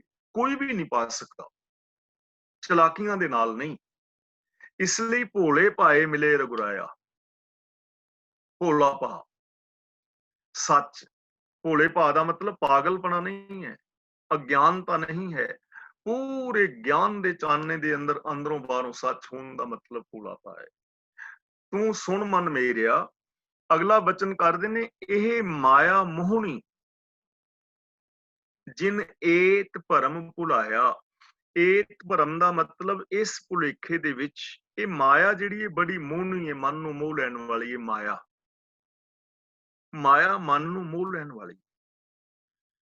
ਤੇ ਯਾਦ ਰੱਖਣਾ, ਮਾਇਆ ਦੀ ਜੋ ਵਿਆਖਿਆ ਹੈ ਉਹ ਬਹੁਤ ਗਲਤ ਢੰਗ ਦੇ ਨਾਲ ਕੀਤੀ ਗਈ ਹੈ। ਅਸੀਂ ਮਾਇਆ ਸ਼ਬਦ ਤਾਂ ਲੈ ਲਿਆ ਗੁਰਬਾਣੀ ਚੋਂ, ਤੇ ਅਰਥ ਇਹਦਾ ਹੋਰ ਧਰਮਾਂ ਦੇ ਵਿੱਚੋਂ ਕਰ ਦਿੱਤਾ, ਅਰਥ ਬਾਹਰ ਦਾ ਕਰ ਦਿੱਤਾ, ਡੈਫੀਨੇਸ਼ਨ ਕੋਈ ਹੋਰ ਲੈ ਲਈ। ਤਾਂ ਇਹਦਾ ਮਤਲਬ ਗੁਰੂ ਗ੍ਰੰਥ ਸਾਹਿਬ ਜੀ ਦੀ ਹਜ਼ੂਰੀ ਵਿੱਚ ਬਹਿ ਕੇ ਅਸੀਂ ਗੁਰਮਤ ਤੋਂ ਉਲਟ ਪ੍ਰਚਾਰ ਕੀਤਾ। ਰੀਜਨ ਕੀ ਸ਼ਬਦ ਤੇ ਗੁਰਬਾਣੀ ਚੋਂ ਲਿਆ, ਤੇ ਉਹਦੀ ਜਿਹੜੀ ਡੈਫੀਨੇਸ਼ਨ ਹੈ ਉਹ ਕਿਸੇ ਹੋਰ ਦੀ ਲੈ ਲਈ। ਤਾਂ ਇਹਦਾ ਮਤਲਬ ਅਸੀਂ ਪ੍ਰਚਾਰ ਕਿਸੇ ਹੋਰ ਦਾ ਕਰ ਰਹੇ। ਹੁਣ ਆਮ ਜਿਹੜਾ ਬੰਦਾ ਹੈ ਉਹ ਮਾਇਆ ਪੈਸੇ ਨੂੰ ਕਹਿ ਦਿੰਦਾ ਹੈ। ਕਈਆਂ ਨੇ ਔਰਤ ਨੂੰ ਮਾਇਆ ਕਿਹਾ ਹੈ, ਔਰਤ ਨੂੰ ਨਾਗਨ ਔਰ ਉਡਾਇਨ ਤੱਕ ਕਹਿ ਦਿੱਤਾ ਹੈ, ਨਰਕ ਦਾ ਦੁਆਰ ਤੱਕ ਕਹਿ ਦਿੱਤਾ ਹੈ, ਚੈਤਨ ਮਾਇਆ ਕਿਹਾ ਹੈ। ਤੇ ਇਹ ਜਿਹੜੀ ਮਾਇਆ ਹੈ, ਬਾਕੀ ਦੀ ਜਿਹੜੀ ਹੈ ਧਨ ਦੌਲਤ ਪ੍ਰੋਪਰਟੀ, ਇਹਨੂੰ ਜੜ ਮਾਇਆ ਕਿਹਾ ਹੈ। ਗੁਰਬਾਣੀ ਜਿਹੜੀ ਹੈ ਮਾਇਆ ਨੂੰ ਜਾਂ ਧਨ ਨੂੰ ਮਾਇਆ ਨਹੀਂ ਮੰਨਦੀ। ਮਾਇਆ ਇੱਕ ਸੋਚ ਦਾ ਨਾਮ ਹੈ। ਆਨੰਦ ਸਾਹਿਬ ਦੇ ਵਿੱਚ ਅੱਗੇ ਚੱਲ ਕੇ ਅਸੀਂ ਪੜਾਂਗੇ, ਇਹ ਮਾਇਆ ਜਿਤ ਹਰ ਵਿਸਰੈ ਮੋਹ ਉਪਜੈ ਭਾਉ ਦੂਜਾ ਲਾਇਆ। ਮਾਇਆ ਉਹ ਸੋਚ ਦਾ ਨਾਮ ਹੈ ਜਿਹੜੀ ਸੋਚ ਕਰਕੇ ਸਾਨੂੰ ਰੱਬ ਦੇ ਗੁਣ ਭੁੱਲ ਜਾਂਦੇ ਨੇ, ਜਿਹੜੀ ਸੋਚ ਕਰਕੇ ਮੈਨੂੰ ਇਹ ਭੁੱਲ ਜਾਂਦਾ ਵੀ ਤੁਸੀਂ ਸਾਹਮਣੇ ਬੈਠੇ ਰੱਬ ਨਹੀਂ ਹੋ, ਜਿਹੜੀ ਸੋਚ ਮੈਨੂੰ ਤੁਹਾਡੇ ਨਾਲ ਰੱਬ ਵਰਗਾ ਪਿਆਰ ਵਿਹਾਰ ਨਹੀਂ ਕਰਨ ਦਿੰਦੀ, ਉਹ ਸੋਚ ਮਾਇਆ ਹੈ। ਮੋਹ ਉਪਜੈ ਉਹ ਸੋਚ ਜਿਹਦੇ ਕਰਕੇ ਸਾਡੇ ਅੰਦਰ ਸੈਲਫਿਸ਼ਨੈਸ ਪੈਦਾ ਹੁੰਦੀ ਹੈ, ਸਵਾਰਥ ਪੈਦਾ ਹੁੰਦਾ ਹੈ। ਭਾਉ ਦੂਜਾ ਲਾਇਆ, ਸੱਚ ਨੂੰ ਛੱਡ ਕੇ ਕਿਸੇ ਹੋਰ ਦਾ ਪਿਆਰ ਪੈਦਾ ਹੁੰਦਾ ਹੈ। ਉਸ ਸੋਚ ਨੂੰ ਮਾਇਆ ਕਹਿੰਦੇ। ਤੇ ਗੁਰੂ ਜੀ ਕਹਿੰਦੇ ਨੇ, ਇਹ ਮਾਇਆ ਮੋਹਣੀ, ਇਹ ਸੋਚ ਬੜੀ ਮੋਹ ਲੈਣ ਵਾਲੀ ਹੈ। ਹਰ ਇੱਕ ਦੇ ਮਨ ਨੂੰ ਇਹ ਸੋਚ ਨੇ ਮੋਹਿਆ ਹੋਇਆ ਹੈ। ਆਪਣੀ ਸਿਫਤ ਕਰਨੀ ਕਿੰਨੀ ਚੰਗੀ ਲੱਗਦੀ, ਮੈਨੂੰ ਸੁੱਖ ਮਿਲੇ ਕਿੰਨਾ ਚੰਗਾ ਲੱਗਦਾ, ਮੈਨੂੰ ਇੱਜ਼ਤ ਮਾਨ ਮਿਲੇ ਕਿੰਨਾ ਚੰਗਾ ਲੱਗਦਾ, ਤੇ ਦੂਜਿਆਂ ਦੀ ਬੇਇੱਜ਼ਤੀ ਕਰਕੇ ਖੁਸ਼ੀ ਮਿਲਦੀ ਹੈ, ਦੂਜਿਆਂ ਦੇ ਨਾਲ ਰੱਬ ਵਰਗਾ ਵਿਹਾਰ ਕਰਕੇ ਖੁਸ਼ੀ ਨਾ ਮਿਲ ਰਹੀ। ਤਾਂ ਉਹ ਸੋਚ ਜੋ ਸਾਨੂੰ ਰੱਬ ਨਾਲੋਂ ਤੋੜਦੀ ਹੈ, ਜੋ ਸਾਡੇ ਅੰਦਰ ਸਵਾਰਥ ਪੈਦਾ ਕਰਦੀ ਹੈ, ਜੋ ਮੇਰ ਤੇਰ ਦੇ ਵਿਤਕਰੇ ਪੈਦਾ ਕਰਦੀ ਹੈ, ਬੜੀ ਮੋਹ ਲੈਣ ਵਾਲੀ ਹੈ। ਦੁਨੀਆ ਨੂੰ ਇਹਨੇ ਮੋਹਿਆ ਹੋਇਆ ਹੈ, ਆਪਣੀ ਗ੍ਰਿਫਤ ਵਿੱਚ ਲਿਆ ਹੋਇਆ ਹੈ। ਜਿਨ ਏਤ ਭਰਮ ਭੁਲਾਇਆ, ਜਿਸ ਸੋਚ ਨੇ ਇਸ ਭੁਲੇਖੇ ਦੇ ਅੰਦਰ ਜੀਵਾਂ ਨੂੰ ਪਾਇਆ ਹੋਇਆ ਹੈ, ਜਿਨਨੇ ਇਹਨੂੰ ਕੁਰਾਏ ਪਾਇਆ ਹੋਇਆ ਹੈ, ਜਿਸ ਨੇ ਇਸ ਨੂੰ ਇਸ ਲਪੇਟ ਵਿੱਚ ਲੈ ਲਿਆ ਕਿ ਵਿਕਾਰਾਂ ਦੇ ਵਿੱਚੋਂ ਹੀ ਸੁੱਖ ਮਿਲ ਸਕਦਾ ਹੈ। ਈਰਖਾ ਦਵੇਸ਼ ਚੋਂ, ਧਾਰਮਿਕ ਵਿਤਕਰਿਆਂ ਚੋਂ, ਮੇਰ ਤੇਰ ਦੇ ਵਿਤਕਰਿਆਂ ਚੋਂ ਸੁੱਖ ਮਿਲ ਸਕਦਾ ਹੈ। ਭਰਮ ਦੇ ਵਿੱਚ ਹੀ ਬੰਦਾ ਭੁੱਲਿਆ ਨਾ, ਭਰਮ ਦੇ ਵਿੱਚ ਹੀ ਭਟਕ ਰਿਹਾ ਨਾ ਕਿ ਇਹਨਾਂ ਕੰਮਾਂ ਵਿੱਚੋਂ ਮੈਨੂੰ ਸੁੱਖ ਮਿਲ ਜਾਏਗਾ। ਇਸ ਸੋਚ ਨੇ ਸਾਰੀ ਦੁਨੀਆ ਨੂੰ ਆਪਣੀ ਗ੍ਰਿਫਤ ਵਿੱਚ ਲਿਆ ਹੋਇਆ ਹੈ। ਇਹਨੇ ਬੰਦੇ ਨੂੰ ਭਟਕਣਾ ਵਿੱਚ ਪਾਇਆ ਹੋਇਆ ਹੈ। ਇਸ ਸੋਚ ਕਰਕੇ ਅਸੀਂ ਗੁਰੂ ਗਿਆਨ ਦੇ ਨਾਲੋਂ ਟੁੱਟੇ ਹੋਏ ਹਾਂ। ਇਸ ਸੋਚ ਕਰਕੇ ਬੰਦਾ ਸੱਚ ਨਾਲੋਂ ਟੁੱਟਿਆ ਹੋਇਆ ਹੈ। ਇਸ ਸੋਚ ਕਰਕੇ ਹੀ ਬੰਦੇ ਦੇ ਅੰਦਰ ਵਿਸ਼ਾਲਤਾ ਨਹੀਂ ਹੈ, ਕਿ ਆਪਣੀਆਂ ਖੁਸ਼ੀਆਂ ਤੋਂ ਵਾਂਝਾ ਹੈ। ਜਦੋਂ ਕਿ ਮਨ ਤੋਂ ਜੋਤ ਸਰੂਪ ਹੈ, ਹਰ ਇਨਸਾਨ ਰੱਬ ਦਾ ਰੂਪ ਹੈ। ਹਰ ਇਨਸਾਨ ਦੇ ਅੰਦਰ ਰੱਬੀ ਗੁਣ ਮੌਜੂਦ ਨੇ, ਮੇਰੇ ਵਿੱਚ ਵੀ ਤੁਹਾਡੇ ਵਿੱਚ ਵੀ। ਸਤ ਸੰਤੋਖ ਆਦਿ ਗੁਣ ਸਾਡੇ ਸਾਰਿਆਂ ਵਿੱਚ ਹੈ ਨੇ ਨਾ, ਅਸੀਂ ਰੋਜ਼ ਇਹ ਵਿਚਾਰਾਂ ਕਰ ਰਹੇ ਹਾਂ। ਲੇਕਿਨ ਇਹ ਸੋਚ ਕਰਕੇ ਅਸੀਂ ਉਹਨਾਂ ਗੁਣਾਂ ਨੂੰ ਵਰਤ ਨਹੀਂ ਰਹੇ। ਜਿਨ ਏਤ ਭਰਮ ਭੁਲਾਇਆ, ਤੇ ਅਗਲਾ ਬਚਨ ਗੁਰੂ ਜੀ ਕਰਦੇ ਨੇ, ਮਾਇਆ ਤਾਂ ਮੋਹਣੀ ਤਿਨੈ ਕੀਤੀ ਜਿਨ ਠਗੋਲੀ ਪਾਈਆ। ਹੁਣ ਇਸ ਬੰਦੇ ਨੇ ਜਿਹਨੇ ਰੱਬ ਨੇ ਪੈਦਾ ਕੀਤਾ ਹੈ, ਮਾਇਆ ਦੀ ਜਿਹੜੀ ਸੋਚ ਹੈ ਉਸ ਰੱਬੀ ਹੁਕਮ ਦੇ ਵਿੱਚ ਹੀ ਹੈ। ਜਿਸ ਹੁਕਮ ਦੇ ਵਿੱਚ ਇਹਨੂੰ ਇਹ ਠਗੋਲੀ ਦਾ ਮਤਲਬ ਠਗਮੂਰੀ ਬੂਟੀ, ਜਿਵੇਂ ਮੁਸਾਫਿਰ ਸਫ਼ਰ ਕਰਦੇ ਸਨ ਨਾ ਪਹਿਲਾਂ ਪੈਦਲ, ਘੋੜਿਆਂ ਤੇ ਗੱਡਿਆਂ ਤੇ ਰਾਹ ਦੇ ਵਿੱਚ ਕਈ ਥਾਵਾਂ ਤੇ ਧਰਮਸ਼ਾਲਾ ਜਾਂ ਰੁਕਣ ਵਾਸਤੇ ਥਾਵਾਂ ਬਣੀਆਂ ਸਨ, ਤੇ ਉੱਥੇ ਕਈ ਵਾਰ ਠੱਗਾਂ ਨੇ ਆ ਜਾਣਾ ਤੇ ਕੋਈ ਬੂਟੀ ਉਹਨੂੰ ਸੁੰਘਾਣੀ, ਜਿਹਦੇ ਨਾਲ ਬੰਦੇ ਨੂੰ ਨੀਂਦ ਆ ਜਾਣੀ, ਬੇਹੋਸ਼ ਹੋ ਜਾਣਾ ਤੇ ਉਹਦਾ ਸਾਰਾ ਕੁਝ ਲੁੱਟ ਲੈਂਦੇ ਸਨ। ਅੱਜ ਕੱਲ ਵੀ ਐਸੀਆਂ ਘਟਨਾਵਾਂ ਅਸੀਂ ਦੇਖਨੇ ਆ, ਕਿਸੇ ਨੇ ਬੇਹੋਸ਼ੀ ਵਾਲੀ ਚੀਜ਼ ਸੁੰਘਾ ਕੇ ਤੇ ਉਹਨੂੰ ਲੁੱਟ ਲਿਆ। ਅੱਜ ਕੱਲ ਲੁੱਟਣ ਦੇ ਢੰਗ ਹੋਰ ਨੇ। ਅੱਜ ਕੱਲ ਬੈਂਕ ਖਾਤੇ ਨੇ ਤਾਂ ਬੰਦਾ ਕੰਪਿਊਟਰ ਦੇ ਉੱਤੇ ਹੀ ਕਿਸ ਦਾ ਖਾਤਾ ਹੈਕ ਕਰ ਲਿਆ ਜਾਂ ਕੁਛ ਕਰ ਲਿਆ, ਤਾਂ ਇਹ ਗੱਲ ਹੈਗੀ ਇਹ ਠੱਗੀ ਲਾਉਣ। ਇਹ ਮਾਇਆ ਮੋਹਣੀ ਜਿਹੜੀ ਹੈ ਨਾ, ਇਹਨੇ ਜੀਵ ਨੂੰ ਠਗਮੂਰੀ ਬੂਟੀ ਪਾਈ ਹੋਈ। ਬੰਦਾ ਬੇਹੋਸ਼ ਹੈ, ਯਾਨੀ ਸੁਚੇਤ ਨਹੀਂ। ਬੇਹੋਸ਼ ਦਾ ਮਤਲਬ ਇਹ ਨਹੀਂ ਕਿ ਇਹਨੂੰ ਹੋਸ਼ ਨਹੀਂ ਹੈ, ਬਾਕੀ ਠੱਗੀਆਂ ਮਾਰਨ ਦੀ ਇਹਨੂੰ ਹੋਸ਼ ਹੈ ਪੂਰੀ, ਬਿਲਕੁਲ ਐਨ ਖਬਰਦਾਰ ਹੋ ਕੇ, ਪੂਰੇ ਕੌਨਸ਼ੀਅਸ ਹੋ ਕੇ ਇਹ ਠੱਗੀਆਂ ਮਾਰਦਾ ਹੈ, ਚਲਾਕੀਆਂ ਕਰਦਾ ਹੈ। ਤੇ ਇੰਨੇ ਤਰੀਕੇ ਦੇ ਨਾਲ ਕਰਦਾ ਹੈ ਕਿ ਦੂਜੇ ਨੂੰ ਪਤਾ ਵੀ ਨਹੀਂ ਲੱਗਣ ਦਿੰਦਾ ਵੀ ਕਦੋਂ ਉਹਦਾ ਬੇੜਾ ਗਰਕ ਕਰ ਦਿੰਦਾ ਹੈ। ਪਰ ਗੁਰੂ ਪਾਤਸ਼ਾਹ ਜੀ ਕਹਿੰਦੇ ਨੇ ਇਨਸਾਨੀਅਤ ਵੱਲੋਂ ਤੇ ਬੇਖਬਰ ਹੈ। ਇਸ ਸੋਚ ਨੇ ਹਰ ਮਨੁੱਖ ਨੂੰ ਇਨਸਾਨੀਅਤ ਵੱਲੋਂ, ਖੁਸ਼ੀ ਵੱਲੋਂ ਵਾਂਝਾ ਰੱਖਿਆ ਹੋਇਆ ਹੈ। ਕਿਉਂਕਿ ਜਦੋਂ ਇਸ ਨਸ਼ੇ ਦੇ ਵਿੱਚ ਹੈ, ਵਿਕਾਰਾਂ ਦੇ ਨਸ਼ੇ ਵਿੱਚ, ਮੇਰ ਤੇਰ ਦੇ ਨਸ਼ੇ ਦੇ ਅੰਦਰ, ਜਾਂ ਦੂਜਿਆਂ ਨੂੰ ਇਮੋਸ਼ਨਲ ਬਲੈਕਮੇਲ ਕਰਨ ਦੇ ਵਿੱਚ, ਤਾਂ ਇਹ ਨਸ਼ਾ ਹੀ ਹੈ, ਬੇਹੋਸ਼ੀ ਹੋਈ ਹੈ ਨਾ। ਬੰਦਾ ਕੌਡੀਆਂ ਦੇ ਭਾਅ ਆਪਣੀ ਜ਼ਿੰਦਗੀ ਨੂੰ ਰੋੜ ਰਿਹਾ ਹੈ, ਜਦੋਂ ਕਿ ਇਹਦਾ ਜੀਵਨ ਹੀਰਿਆਂ ਵਰਗਾ ਹੈ। ਹੀਰੇ ਜੈਸਾ ਜਨਮ ਹੈ, ਸਤ ਸੰਤੋਖ ਦਇਆ ਧਰਮ, ਇਹ ਹੀਰੇ ਨੇ ਨਾ, ਇਹਨਾਂ ਦੀ ਅਸੀਂ ਵਰਤੋਂ ਕਰ ਸਕਦੇ ਹਾਂ, ਸਾਡੇ ਅੰਦਰ ਮੌਜੂਦ ਨੇ। ਪਰ ਕਾਮ, ਕ੍ਰੋਧ, ਲੋਭ, ਹੰਕਾਰ, ਈਰਖਾ, ਦਵੇਸ਼, ਕੌਡੀਆਂ ਨੇ, ਅਸੀਂ ਕੌਡੀਆਂ ਦੀ ਵਰਤੋਂ ਕਰ ਰਹੇ ਹਾਂ। ਕੌਡੀਆਂ ਦੇ ਭਾਅ ਜ਼ਿੰਦਗੀ ਜਾ ਰਹੀ ਹੈ, ਗੁਣਾਂ ਦੇ ਭਾਅ ਨਹੀਂ ਜਾ ਰਹੀ। ਇਹ ਬੰਦੇ ਨੂੰ ਇਸ ਨੇ ਭਰਮ ਦੇ ਅੰਦਰ ਪਾਇਆ ਹੋਇਆ ਹੈ, ਜਿਨ ਠਗੋਲੀ ਪਾਈਆ। ਤੇ ਗੁਰੂ ਸਾਹਿਬ ਜੀ ਕਹਿੰਦੇ ਨੇ ਹੁਣ ਸਾਨੂੰ ਕਰਨਾ ਕੀ ਚਾਹੀਦਾ ਹੈ? ਕੁਰਬਾਨ ਕੀਤਾ ਤਿਸੈ ਵਿਟੋਂ, ਹੇ ਮੇਰੇ ਮਨ, ਆਪਣੇ ਆਪ ਨੂੰ ਮਾਇਆ ਤੋਂ ਸਦਕੇ ਕਰਨ ਦੇ ਥਾਂ ਉਸ ਪ੍ਰਭੂ ਤੋਂ ਸਦਕੇ ਕਰ, ਜਿਸ ਪ੍ਰਭੂ ਨੇ ਜੀਵਾਂ ਨੂੰ ਮਿੱਠਾ ਮੋਹ ਲਾਇਆ ਹੋਇਆ ਨਾ। ਮੋਹ ਦੇ ਉੱਤੇ ਕੁਰਬਾਨ ਨਾ ਹੋ, ਰੱਬ ਤੋਂ ਕੁਰਬਾਨ ਕਰ ਆਪਣੇ ਆਪ ਨੂੰ। ਹੁਣ ਜੇ ਅਸੀਂ ਇੱਥੇ ਕਹੀਏ ਕਿ ਰੱਬ ਨੇ ਸਾਨੂੰ ਮੋਹ ਲਾ ਦਿੱਤਾ ਹੈ, ਰੱਬ ਨੇ ਸਾਨੂੰ ਇਸ ਚੱਕਰ 'ਚ ਪਾ ਦਿੱਤਾ, ਅਸਲ 'ਚ ਰੱਬ ਨੇ ਨਹੀਂ ਪਾਇਆ, ਪੈ ਤੇ ਅਸੀਂ ਆਪ ਹੋਏ ਆ। ਪੈ ਅਸੀਂ ਆਪ ਹੋਏ ਆ। ਹੁਕਮ ਹੈ, ਜਿੱਥੇ ਗੱਲ ਆਉਂਦੀ ਨਾ ਕਿ ਜਿਨ ਮੋਹ ਮਿੱਠਾ ਲਾਇਆ, ਹੁਕਮ ਹੈ, ਸਿਸਟਮ ਹੈ। ਸਿਸਟਮ ਦੇ ਅੰਦਰ ਸਾਰਾ ਕੁਝ ਹੋਣਾ ਹੈ। ਜੇ ਮੈਂ ਸੈਲਫਿਸ਼ਨੈਸ ਅਨੁਸਾਰ ਜ਼ਿੰਦਗੀ ਜੀ ਰਿਹਾ, ਤਾਂ ਇਹ ਸਿਸਟਮ ਹੈ ਨਾ ਕਿ ਜਿਹੜਾ ਬੰਦਾ ਸਵਾਰਥੀ ਜ਼ਿੰਦਗੀ ਜੀਵੇਗਾ ਉਹ ਦੂਜਿਆਂ ਦਾ ਨੁਕਸਾਨ ਕਰੇਗਾ। ਇਹ ਤਾਂ ਦੁਨੀਆ ਦਾ ਸਿਸਟਮ ਹੈ, ਕੁਦਰਤ ਦਾ ਕਾਨੂੰਨ ਹੈ। ਤੇ ਜਿਹੜਾ ਬੰਦਾ ਨਿਸਵਾਰਥ ਭਾਵਨਾ ਦੇ ਨਾਲ ਕੰਮ ਕਰੇਗਾ ਉਹ ਦੂਜਿਆਂ ਦਾ ਫਾਇਦਾ ਕਰੇਗਾ। ਇਹ ਤੇ ਸਿਸਟਮ ਹੈ। ਹੁਣ ਜਿਸ ਨੇ ਮੋਹ ਵਾਲੇ ਸਿਸਟਮ ਨੂੰ ਅਪਣਾ ਲਿਆ, ਉਹ ਮੋਹ ਦੇ ਅੰਦਰ ਪੈ ਗਿਆ। ਜਿਸ ਨੇ ਪ੍ਰੇਮ ਵਾਲੇ ਸਿਸਟਮ ਨੂੰ ਅਪਣਾ ਲਿਆ, ਉਹ ਪ੍ਰੇਮ ਵਾਲੇ ਜੀਵਨ ਦੇ ਵਿੱਚ ਪੈ ਗਿਆ। ਰਾਸਤਾ ਹੈ ਕੰਡਿਆਂ ਵਾਲਾ ਹੈ, ਇੱਕ ਫੁੱਲਾਂ ਵਾਲਾ ਹੈ। ਜੇ ਕੰਡਿਆਲੇ ਰਾਸਤੇ ਦੀ ਕੋਈ ਚੋਣ ਕਰੇਗਾ ਤੇ ਉਹਨੂੰ ਫੁੱਲ ਨਹੀਂ ਮਿਲ ਸਕਦੇ, ਕੰਡੇ ਚੁੱਭਣਗੇ, ਕਿਉਂਕਿ ਉਹਨੇ ਆਪ ਚੁਣਿਆ। ਜੇ ਬਗੀਚਿਆਂ ਵਾਲੇ ਰਾਸਤੇ ਜਾਏਗਾ ਉਹਨੂੰ ਫੁੱਲ ਮਿਲਣਗੇ, ਕਿਉਂਕਿ ਉਹਨੇ ਆਪ ਚੁਣਿਆ ਹੈ ਨਾ। ਤਾਂ ਹੁਣ ਅਸੀਂ ਚੁਣਦੇ ਕੀ ਆ?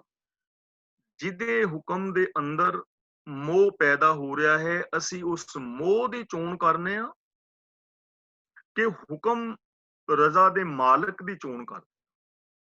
ਤਾਂ ਗੁਰੂ ਜੀ ਕਹਿੰਦੇ ਨੇ ਆਪਣਾ ਆਪਾ ਰੱਬ ਤੋਂ ਕੁਰਬਾਨ ਕਰ। ਰੱਬ ਤੋਂ ਕੁਰਬਾਨ ਕਰਨ ਦਾ ਮਤਲਬ ਰੱਬ ਅੱਗੇ ਸਰੈਂਡਰ ਹੋ, ਉਹਦੇ ਹੁਕਮ ਵਿੱਚ ਤੁਰ, ਔਰ ਉਹਦੇ ਗੁਣਾਂ ਨੂੰ ਗਾ, ਉਹਦੇ ਗੁਣਾਂ ਅੱਗੇ ਸਰੈਂਡਰ ਹੋ, ਉਹਦੇ ਤੋਂ ਕੁਰਬਾਨ ਜਾ, ਸੱਚ ਤੋਂ ਕੁਰਬਾਨ ਜਾ, ਪ੍ਰੇਮ ਤੋਂ ਕੁਰਬਾਨ ਜਾ। ਕਿਉਂ ਝੂਠ ਤੋਂ ਕੁਰਬਾਨ ਜਾ ਰਹੇ ਹੈ? ਕਿਉਂ ਐਵੇਂ ਮੱਥੇ ਦੇ ਉੱਤੇ ਚੂੜੀਆਂ ਪਾ ਕੇ ਬੈਠਾ ਹੋਇਆ ਸਾਰਾ ਦਿਨ? ਸਾਡਾ ਮੱਥਾ ਖਿੱਚਿਆ ਹੋਇਆ ਹੈ, ਕਾਰ ਡਰਾਈਵ ਕਰ ਰਹੇ ਹਾਂ ਤਾਂ ਵੀ, ਗੱਲਾਂ ਕਰ ਰਹੇ ਹਾਂ ਤਾਂ, ਟੀਵੀ ਦੇਖ ਰਹੇ ਹਾਂ ਤਾਂ। ਕਿਉਂ ਇਹਨਾਂ ਚੂੜੀਆਂ ਤੋਂ ਕੁਰਬਾਨ ਕਿਉਂ ਜਾ ਰਹੇ ਹੋ? ਥੋੜਾ ਰਿਲੈਕਸ ਕਰੋ, ਮੱਥੇ ਨੂੰ, ਅੱਖਾਂ ਨੂੰ ਰਿਲੈਕਸ ਕਰੋ, ਥੋੜਾ ਮੁਸਕਰਾਓ, ਮੁਸਕਰਾਹਟ ਤੋਂ ਕੁਰਬਾਨ ਜਾਓ। ਕਿਉਂ ਉੱਚੀ ਉੱਚੀ ਚੀਕ ਰਹੇ ਹੋ ਬੱਚਿਆਂ ਨਾਲ? ਪ੍ਰੇਮ ਤੋਂ ਕੁਰਬਾਨ ਜਾਓ, ਦਰਮਿਆਨੀ ਟੋਨ ਤੋਂ ਕੁਰਬਾਨ ਜਾਓ, ਪ੍ਰੇਮ ਤੋਂ ਕੁਰਬਾਨ ਜਾਓ, ਦਇਆ ਤੋਂ ਕੁਰਬਾਨ ਜਾਓ। ਨਾਲੇ ਤੇ ਸੌਖੇ ਰਹੋਗੇ, ਨਾਲੇ ਨਾ ਗੁਣਾਂ ਤੋਂ ਕੁਰਬਾਨ ਜਾਣਾ ਸੌਖਾ ਹੈ। ਝੂਠ ਬੋਲਣਾ ਕਿੰਨਾ ਔਖਾ ਹੈ, ਇੱਕ ਝੂਠ ਪਿੱਛੇ 100 ਝੂਠ ਬੋਲਣੇ। ਇੱਕ ਕਿਸੇ ਦੇ ਨਾਲ ਇੱਕ ਵਾਰੀ ਜੇ ਲੜ ਪਏ ਸਾਰੀ ਜ਼ਿੰਦਗੀ, ਇੱਕ ਤਾਂ ਉਹ ਲੜਾਈ ਅੰਦਰ ਵਸਦੀ ਰਹੇਗੀ ਤੇ ਦੂਜੇ ਵੈਰ ਅੱਗੇ ਤੋਂ ਅੱਗੇ ਵੱਧਦੇ ਜਾਣਗੇ। ਕਿਉਂ ਇਹਨਾਂ ਝਗੜਿਆਂ ਤੋਂ ਕੁਰਬਾਨ ਕਰ ਰਹੇ ਹੋ ਆਪਣੀ ਜ਼ਿੰਦਗੀ ਨੂੰ? ਕਿਉਂ ਇਹਨਾਂ ਵਿਕਾਰਾਂ ਤੋਂ ਕੁਰਬਾਨ ਕਰੀ ਜਾ ਰਹੇ ਹੋ? ਕਿਉਂ ਸ਼ਰਾਬਾਂ ਤੋਂ ਕੁਰਬਾਨ ਕਰੀ ਜਾ ਰਹੇ ਹੋ?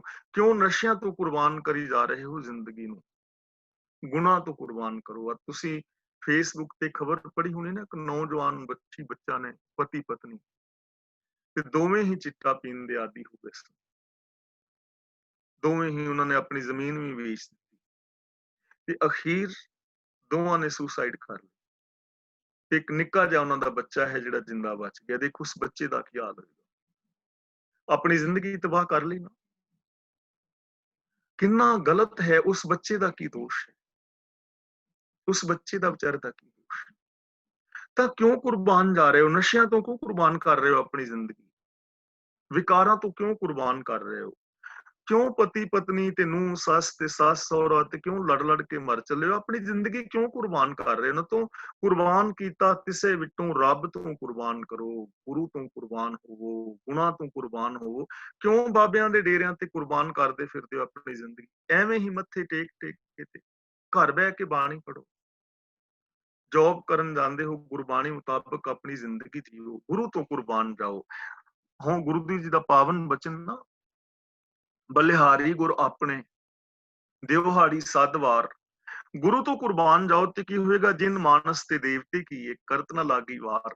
ਗੁਰੂ ਬੰਦਿਆਂ ਤੋਂ ਦੇਵਤੇ ਬਣਾ ਦੇਗਾ, ਦੇਵੀ ਗੁਣਾਂ ਵਾਲੇ ਮਨੁੱਖ ਬਣਾ ਦੇਗਾ ਤੇ ਗੁਰੂ ਨੂੰ ਦੇਰ ਵੀ ਨਹੀਂ ਲੱਗਣੀ। ਜਿਹੜਾ ਬੰਦਾ ਗੁਰੂ ਦੇ ਚਰਨਾਂ ਦੀ ਸ਼ਰਨ ਚ ਆਇਆ, ਉਹ ਤੇ ਸੱਜਣ ਠੱਗ ਤੋਂ 1 ਮਿੰਟ ਵਿੱਚ ਸੱਜਣ ਬਣ ਗਿਆ। ਉਹ ਤੇ ਲੋਕਾਂ ਨੂੰ ਕੜਾਇਆਂ ਦੇ ਵਿੱਚ ਤਲਣ ਵਾਲਾ ਬੰਦਾ, ਕੌਡਾ ਭੀਲ, ਲੋਕਾਂ ਨੂੰ ਜ਼ਿੰਦਗੀ ਦੇਣ ਵਾਲਾ ਬਣ ਗਿਆ। ਗੁਰੂ ਤਾਂ ਇੱਕ ਪਲ ਦੇ ਅੰਦਰ ਜੀਵਨ ਬਦਲ ਦੇਵੇਗਾ। ਜ਼ਰੂਰਤ ਤਾਂ ਕੁਰਬਾਨ ਕਰਨ ਦੀ ਹੈ ਨਾ। ਇਸ ਲਈ ਗੁਰੂ ਤੋਂ ਕੁਰਬਾਨ ਕਰੋ, ਆਪਣੇ ਆਪ ਨੂੰ ਸੱਚ ਤੋਂ ਕੁਰਬਾਨ ਕਰੋ, ਪ੍ਰੇਮ ਤੋਂ ਕੁਰਬਾਨ ਕਰੋ, ਖੁਸ਼ੀਆਂ ਤੋਂ ਕੁਰਬਾਨ ਕਰੋ। ਕਿਉਂ ਦੁੱਖਾਂ ਚਿੰਤਾਵਾਂ ਤੋਂ ਕੁਰਬਾਨ ਕਰਦੇ ਜਾ ਰਹੇ ਹੋ? ਅਗਲਾ ਵਚਨ ਕਰਦੇ ਨੇ, ਕਹਿ ਨਾਨਕ ਮਨ ਚੰਚਲ, ਚਤੁਰਾਈ ਕਿੰਨੇ ਨਾ ਪਾਇਆ। ਇਹ ਮੇਰੇ ਚੰਚਲ ਮਨ, ਭਟਕਦੇ ਹੋਏ ਮਨ, ਕਦੇ ਕਿਸੇ ਨੇ ਚਤੁਰਾਈਆਂ ਦੇ ਨਾਲ ਰੱਬ ਨੂੰ ਨਹੀਂ ਪਾਇਆ। ਇਸ ਲਈ ਭਟਕ ਨਾ, ਸੱਚ ਨੂੰ ਨਾ ਛੱਡ, ਸੱਚ ਤੋਂ ਦੂਰ ਨਾ ਜਾ, ਗੁਰੂ ਦੇ ਸਿਧਾਂਤਾਂ ਤੋਂ ਦੂਰ ਨਾ ਜਾ, ਰੱਬੀ ਗੁਣਾਂ ਤੋਂ ਦੂਰ ਨਾ ਜਾ, ਔਰ ਚਤੁਰਾਈਆਂ ਦੇ ਨਾਲ ਕਦੇ ਵੀ ਕਿਸੇ ਨੇ ਨਹੀਂ ਪਾਇਆ। ਇਸ ਲਈ ਸੱਚ ਦੇ ਨਾਲ ਜੁੜ, ਅੰਦਰੋਂ ਬਾਹਰੋਂ ਇੱਕ ਹੋ, ਕਥਨੀ ਕਰਨੀ ਦਾ ਪੂਰਾ ਹੋ, ਪ੍ਰਭੂ ਦੀਆਂ ਕਹਾਣੀਆਂ ਪਾ, ਕਿਵੇਂ ਪ੍ਰਭੂ ਨੂੰ ਮਿਲਿਆ ਜਾ ਸਕਦਾ ਹੈ ਉਹਦੀ ਸਿਫਤ ਸਲਾਹ ਕਰ, ਤਨ ਮਨ ਧਨ ਗੁਰੂ ਨੂੰ ਸੌਂਪ, ਭਾਵ ਤਨ ਮਨ ਧਨ ਕਰਕੇ ਗੁਰੂ ਦੇ ਗੁਣਾਂ ਦੀ ਵਰਤੋਂ ਕਰ। ਸੌਖੀ ਤੇਰੀ ਜ਼ਿੰਦਗੀ ਹੋ ਜਾਏਗੀ, ਤੇਰੇ ਜੀਵਨ ਵਿੱਚ ਆਨੰਦ ਪੈਦਾ ਹੋ ਜਾਏਗਾ, ਤੇਰੇ ਜੀਵਨ ਵਿੱਚ ਖੁਸ਼ੀਆਂ ਖੇੜੇ ਪੈਦਾ ਹੋ ਜਾਣਗੇ, ਔਰ ਤੇਰਾ ਆਪਣਾ ਜੀਵਨ, ਤੇਰਾ ਪਰਿਵਾਰ, ਤੇਰਾ ਸਮਾਜ, ਤੇਰਾ ਸੰਸਾਰ ਸਵਰਗ ਬਣ ਜਾਏਗਾ। ਇਸ ਲਈ ਆਓ ਸਾਰੇ ਮਿਲ ਕੇ ਹਮਲਾ ਮਾਰੀਏ ਆਪਣੇ ਜੀਵਨ ਵਿੱਚ ਇਹੋ ਜਿਹੀ ਚੇਂਜਿੰਗ ਲਿਆਵੀਏ ਔਰ ਇਸ ਸੰਸਾਰ ਨੂੰ ਇੱਕ ਨਵਾਂ ਰੂਪ ਦੇਣ ਦਾ ਯਤਨ ਕਰੀਏ। ਮੈਂ ਇੱਥੇ ਹੀ ਖਿਮਾ ਦਾ ਜਾਚਕ ਹਾਂ। ਹੁਣ ਅੱਜ ਜੋ ਅਸੀਂ ਵਿਚਾਰ ਕੀਤੀ ਹੈ, ਇਸ 2 ਪੌੜੀਆਂ ਦੇ ਵਿੱਚ 9ਵੀਂ ਔਰ 10ਵੀਂ ਪੌੜੀ ਵਿੱਚ ਜੇ ਕਿਸੇ ਵੀਰ ਭੈਣ ਦਾ ਕੋਈ ਸਵਾਲ ਹੋਵੇ ਤਾਂ ਉਹ ਸਵਾਲ ਵੀ ਕਰ ਸਕਦਾ ਹੈ, ਔਰ ਜੇ ਕੋਈ ਆਪਣਾ ਵਿਚਾਰ ਦੇਣਾ ਚਾਹੇ ਤਾਂ ਉਹ ਵਿਚਾਰ ਵੀ ਖੁੱਲ ਕੇ ਦੇ ਸਕਦਾ ਹੈ। ਹੋ ਸਕਦਾ ਹੈ ਸਾਡੇ ਵਿਚਾਰਾਂ ਵਿੱਚ ਕੋਈ ਥੋੜਾ ਬਹੁਤਾ ਮਤਭੇਦ ਹੁੰਦਾ ਹੈ, ਉਹ ਕੋਈ ਗੱਲ ਨਹੀਂ, ਹਰ ਇੱਕ ਦੇ ਵਿਚਾਰ ਵੱਖਰੇ ਨੇ। ਤੁਹਾਨੂੰ ਆਜ਼ਾਦੀ ਹੈ, ਮੈਨੂੰ ਆਜ਼ਾਦੀ ਹੈ, ਪਰ ਅਸੀਂ ਸਾਰੇ ਇੱਕ ਗੁਰੂ ਦੇ ਬੱਚੇ ਹਾਂ। ਏਕ ਪਿਤਾ ਏਕ ਕਸ ਕੇ ਹਮ ਬਾਰੇ। ਵਿਚਾਰਕ ਮਤਭੇਦ ਹੋਣੇ ਸੁਭਾਵਿਕ ਹੈ, ਪਰ ਜਿਵੇਂ ਜਿਵੇਂ ਅਸੀਂ ਵਿਚਾਰਾਂ ਕਰਾਂਗੇ, ਤੁਸੀਂ ਆਪਣੇ ਵਿਚਾਰ ਰੱਖੋਗੇ, ਮੈਂ ਆਪਣੇ ਵਿਚਾਰ ਰੱਖਾਂਗਾ, ਤਾਂ ਸਾਡੇ ਵਿਚਾਰਾਂ ਦੇ ਅੰਦਰ ਸਾਂਝ ਆਏਗੀ। ਤੁਹਾਡੇ ਕੋਲੋਂ ਮੈਨੂੰ ਔਰ ਮੇਰੇ ਕੋਲੋਂ ਤੁਹਾਨੂੰ, ਇੱਕ ਦੂਜੇ ਕੋਲੋਂ ਸਾਨੂੰ ਸਿੱਖਣ ਨੂੰ ਬਹੁਤ ਕੁਝ ਮਿਲੇਗਾ। ਜ਼ਿੰਦਗੀ ਬਦਲ ਜਾਏਗੀ ਜੇ ਅਸੀਂ ਸਾਰੇ ਗੁਰੂ ਦੇ ਉੱਤੇ ਵਿਸ਼ਵਾਸ ਰੱਖ ਕੇ ਗੁਰੂ ਦੀ ਪਾਵਨ ਬਾਣੀ ਮੁਤਾਬਕ ਜੀਵਨ ਜੀਣ ਦਾ ਯਤਨ ਕਰਾਂਗੇ ਤਾਂ ਇਹ ਜੀਵਨ ਵਾਸਤਵ ਦੇ ਅੰਦਰ ਖੁਸ਼ਹਾਲ ਹੋ ਜਾਏਗਾ। ਇਹਦੇ ਵਿੱਚ ਕੋਈ ਬਹੁਤੀ ਕਠਿਨਾਈ ਨਹੀਂ ਹੈ, ਬੜਾ ਸਿੰਪਲ, ਬੜਾ ਸੌਖਾ ਜੀਵਨ ਹੈ, ਬੜੇ ਸੌਖੇ ਜੀਵਨ ਦਾ ਢੰਗ ਹੈ ਔਰ ਬਿਲਕੁਲ ਆਸਾਨ ਜ਼ਿੰਦਗੀ ਹੈ। ਬੜੀ ਆਸਾਨੀ ਨਾਲ ਅਸੀਂ ਖੁਸ਼ੀਆਂ ਪਾ ਸਕਦੇ ਹਾਂ, ਆਪਣੀਆਂ ਚਿੰਤਾਵਾਂ ਨੂੰ ਖੁਸ਼ੀਆਂ ਵਿੱਚ ਤਬਦੀਲ ਕਰ ਸਕਦੇ ਹਾਂ, ਆਪਣੀਆਂ ਹਾਰਾਂ ਨੂੰ ਜਿੱਤਾਂ ਵਿੱਚ ਬਦਲ ਸਕਦੇ ਹਾਂ, ਆਪਣੇ ਦੁੱਖਾਂ ਨੂੰ ਸੁੱਖਾਂ ਵਿੱਚ ਕਨਵਰਟ ਕਰ ਸਕਦੇ ਹਾਂ, ਬੜੀ ਸਿੰਪਲ ਵੇ ਦੇ ਨਾਲ। ਤਾਂ ਮੈਂ ਇੱਥੇ ਖਿਮਾ ਦਾ ਜਾਚਕ ਹਾਂ। ਹੁਣ ਵੀਰ ਤਰਲੋਚਨ ਸਿੰਘ ਜੀ ਅਨਮਿਊਟ ਹੋ ਗਏ ਨੇ, ਅਗਲੀ ਕਾਰਵਾਈ ਉਹ ਕਰਨਗੇ। ਵਾਹਿਗੁਰੂ ਜੀ ਕਾ ਖਾਲਸਾ, ਵਾਹਿਗੁਰੂ ਜੀ। ਵਾਹਿਗੁਰੂ ਜੀ ਕਾ ਖਾਲਸਾ, ਵਾਹਿਗੁਰੂ ਜੀ ਕੀ ਫਤਿਹ। ਬਹੁਤ ਬਹੁਤ ਧੰਨਵਾਦ ਜੀ ਗਿਆਨੀ ਜੀ। ਜਿੱਦਾਂ ਗਿਆਨੀ ਜੀ ਨੇ ਦੱਸਿਆ ਹੈ ਜੀ, ਤੁਸੀਂ ਅਨਮਿਊਟ ਹੋ ਕੇ ਕੋਈ ਵੀ ਸਵਾਲ ਪੁੱਛਣਾ ਹੋਵੇ ਤੁਸੀਂ ਕਰ ਸਕਦੇ ਆ। ਸਾਡੇ ਨਾਲ 2-3 ਜਣੇ ਅਨਮਿਊਟ। ਤੇ ਮੈਂ ਸਾਰਿਆਂ ਤੋਂ ਪਹਿਲਾਂ ਜੀ ਸਾਡੇ ਨਾਲ ਹਰਦੀਪ ਸਿੰਘ ਭੋਗਲ ਹੈ ਜੀ, ਉਹ ਪਹਿਲਾਂ ਅਨਮਿਊਟ ਹੋਏ ਸੀ। ਤੁਸੀਂ ਹਰਦੀਪ ਸਿੰਘ ਜੀ, ਤੁਸੀਂ ਆਪਣਾ ਸਵਾਲ ਕਰੋ। ਹਾਂਜੀ, ਵਾਹਿਗੁਰੂ ਜੀ ਖਾਲਸਾ, ਵਾਹਿਗੁਰੂ ਜੀ ਫਤਿਹ। ਵਾਹਿਗੁਰੂ ਜੀ ਕੀ ਫਤਿਹ ਜੀ।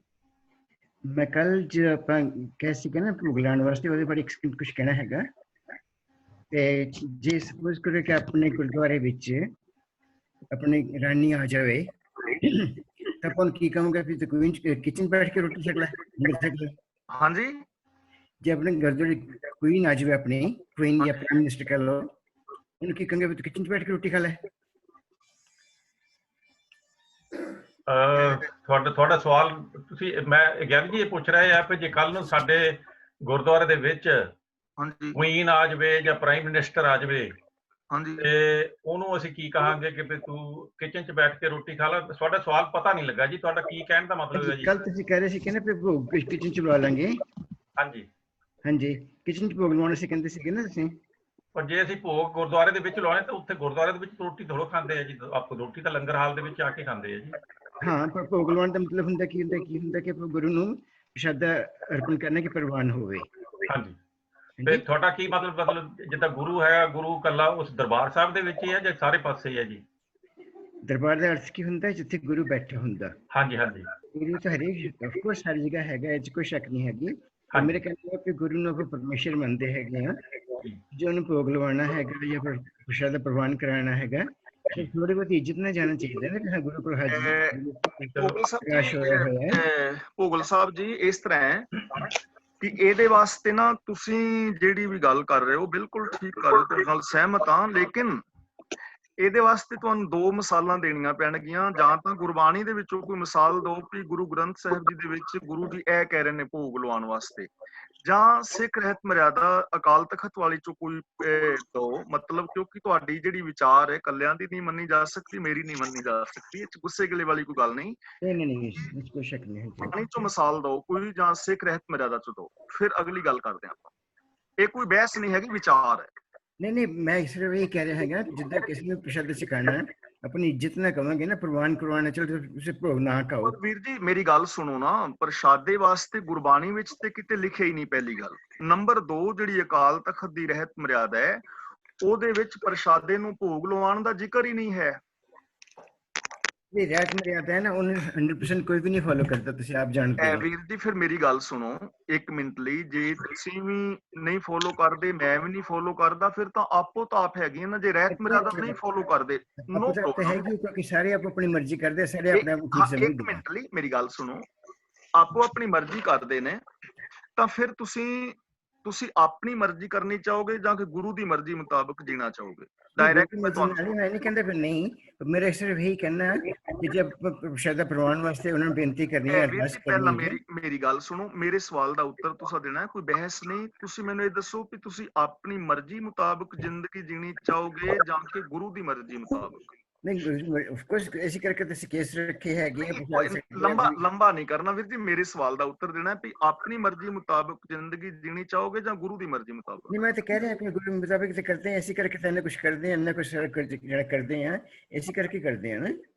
ਨਹੀਂ ਵੀਰ ਜੀ, ਮੈਂ ਕਰਦੇ ਆਂ ਦੀ ਗੱਲ ਨਹੀਂ ਕਰ ਰਿਹਾ, ਮੈਂ ਤੁਹਾਡੀ ਪਰਸਨਲ ਗੱਲ ਕਰ ਰਿਹਾ ਹਾਂ। ਭੂਗਲ ਸਾਹਿਬ ਕੱਲੇ ਦੀ ਗੱਲ ਕਰ ਰਿਹਾ ਕਿ ਭੂਗਲ ਸਾਹਿਬ ਜੀ ਆਪਣੀ ਮਰਜ਼ੀ ਮੁਤਾਬਕ ਜ਼ਿੰਦਗੀ ਜੀਣਾ ਚਾਹਣਗੇ ਜਾਂ ਕਿ ਗੁਰੂ ਦੀ ਮਰਜ਼ੀ ਮੁਤਾਬਕ? ਮੈਂ ਤੁਹਾਡੇ ਪਰਸਨਲ ਸਵਾਲ ਕਰ ਰਿਹਾ। ਬਿਲਕੁਲ ਗੁਰੂ ਦੀ ਮੁਤਾਬਕ, ਇਸ ਕਰਕੇ ਮੈਂ ਕਹਿ ਰਿਹਾ। ਠੀਕ ਹੈ, ਓਕੇ। ਹੁਣ ਤੁਸੀਂ ਮੈਨੂੰ ਗੁਰੂ ਦੀ ਬਾਣੀ ਦੇ ਵਿੱਚੋਂ ਕੋਈ ਪ੍ਰਮਾਣ ਦਿਓ ਵੀ ਗੁਰੂ ਜੀ ਇਸ ਜਗ੍ਹਾ ਦੇ ਉੱਤੇ ਭੋਗ ਲਵਾਉਣ ਦੀ ਗੱਲ ਕਰਦੇ ਨੇ, ਗੁਰਬਾਣੀ ਚੋਂ ਕੋਈ ਇੱਕ ਮਿਸਾਲ ਦਿਓ। ਮੈਨੂੰ ਜ਼ਿਆਦਾ ਗਿਆਨ ਨਹੀਂ ਹੈਗਾ ਤਾਂ ਗੁਰੂ ਜੀ ਸਾਨੂੰ ਪਹਿਲੇ ਹੀ ਕਿਹਾ ਨੇ ਜਪਜੀ ਸਾਹਿਬ ਦੇ ਵਿੱਚ, ਫੇਰ ਕੇ ਅੱਗੇ ਰੱਖੀਏ ਜਿਤ ਦਿਸੇ ਦਰਬਾਰ। ਕਿ ਗੁਰੂ ਦੇ ਅੱਗੇ ਕੀ ਰੱਖੋਗੇ? ਗੁਰੂ ਖਾਂਦਾ ਹੈ ਕੋਈ? ਰੱਬ ਵੀ ਨਹੀਂ ਖਾਂਦਾ। ਦੇਖੋ, ਭਾਤ ਪਹਿ ਤਰਲਾਪ ਸੀ ਕਰ ਕਰਾ ਕਾ ਸਾਰ, ਭੋਗਨ ਹਾਰੇ ਭੋਗਿਆ ਇਸ ਮੂਰਤ ਕੇ ਮੁਖਸਾਰ।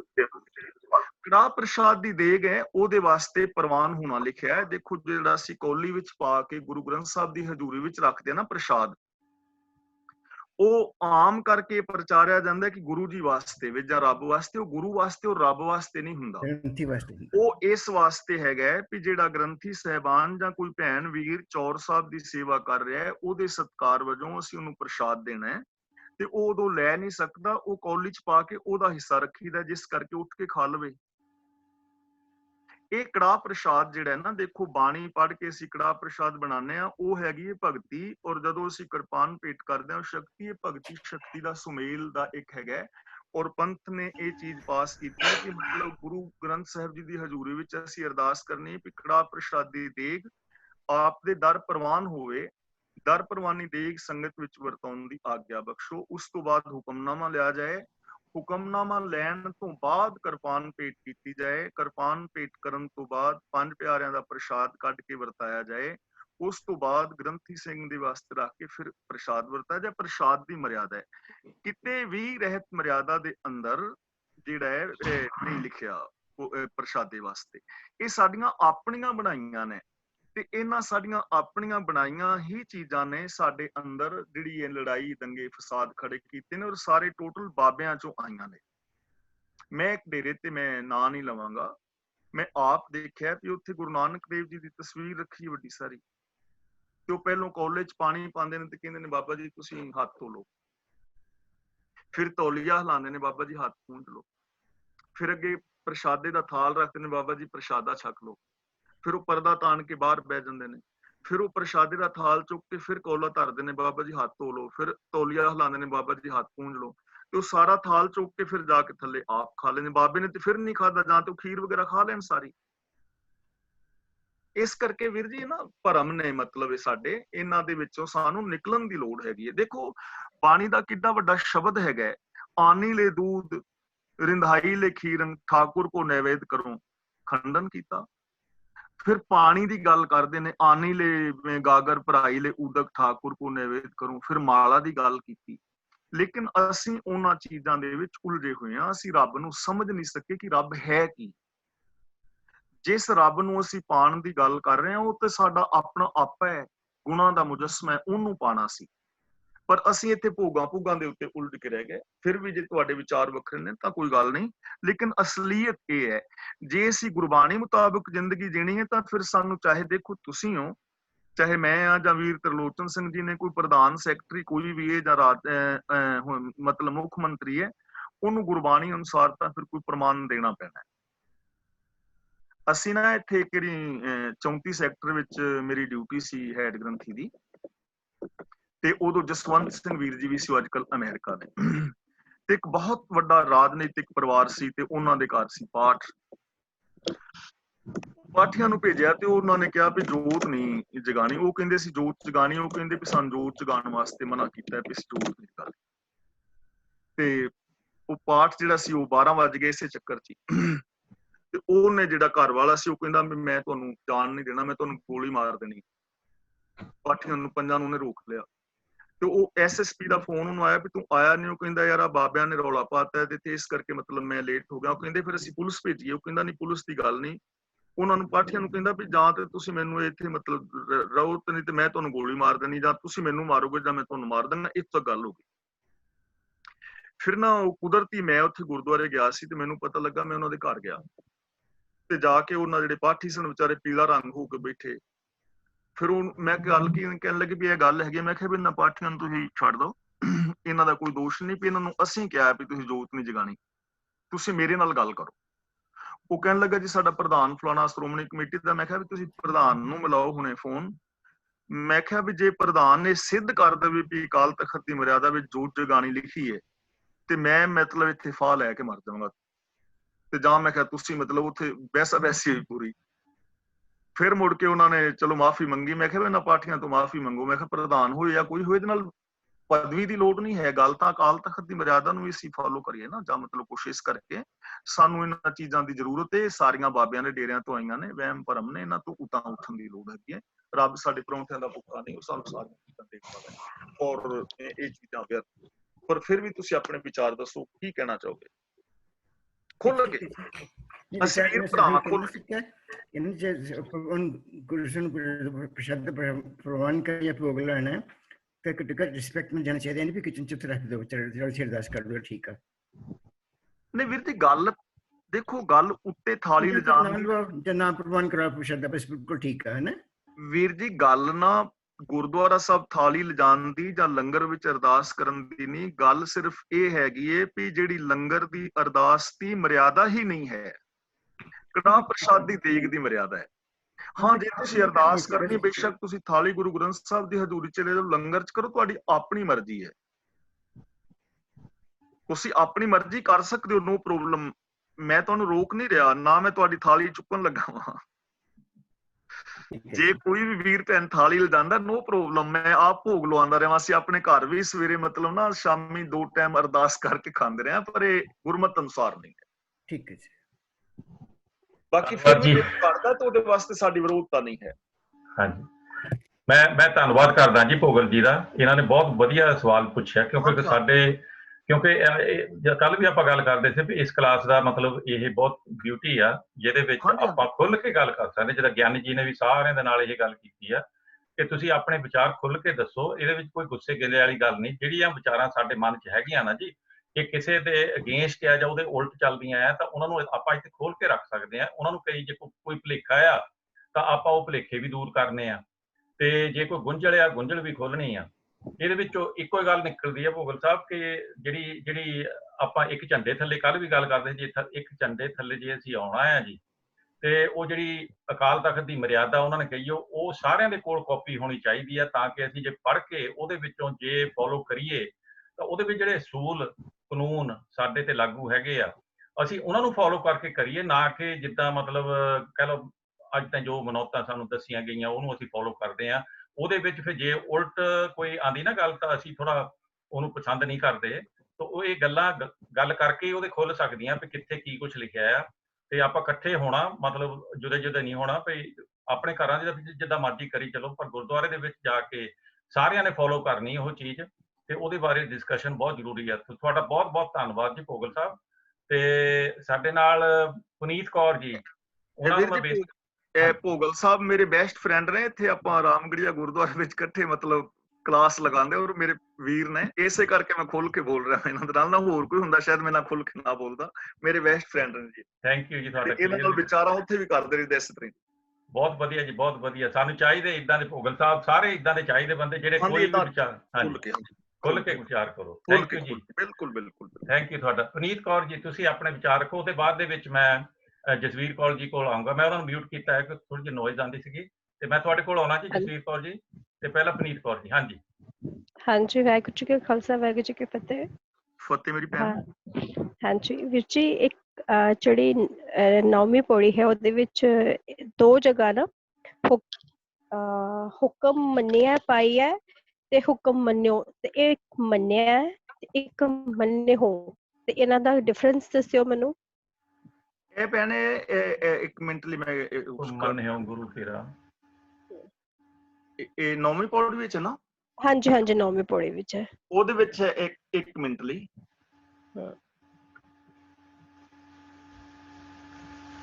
ਸੌਰੀ ਮੈਂ ਅੱਗੇ ਚਲਾ ਗਿਆ ਗਲਤੀ ਨਾਲ।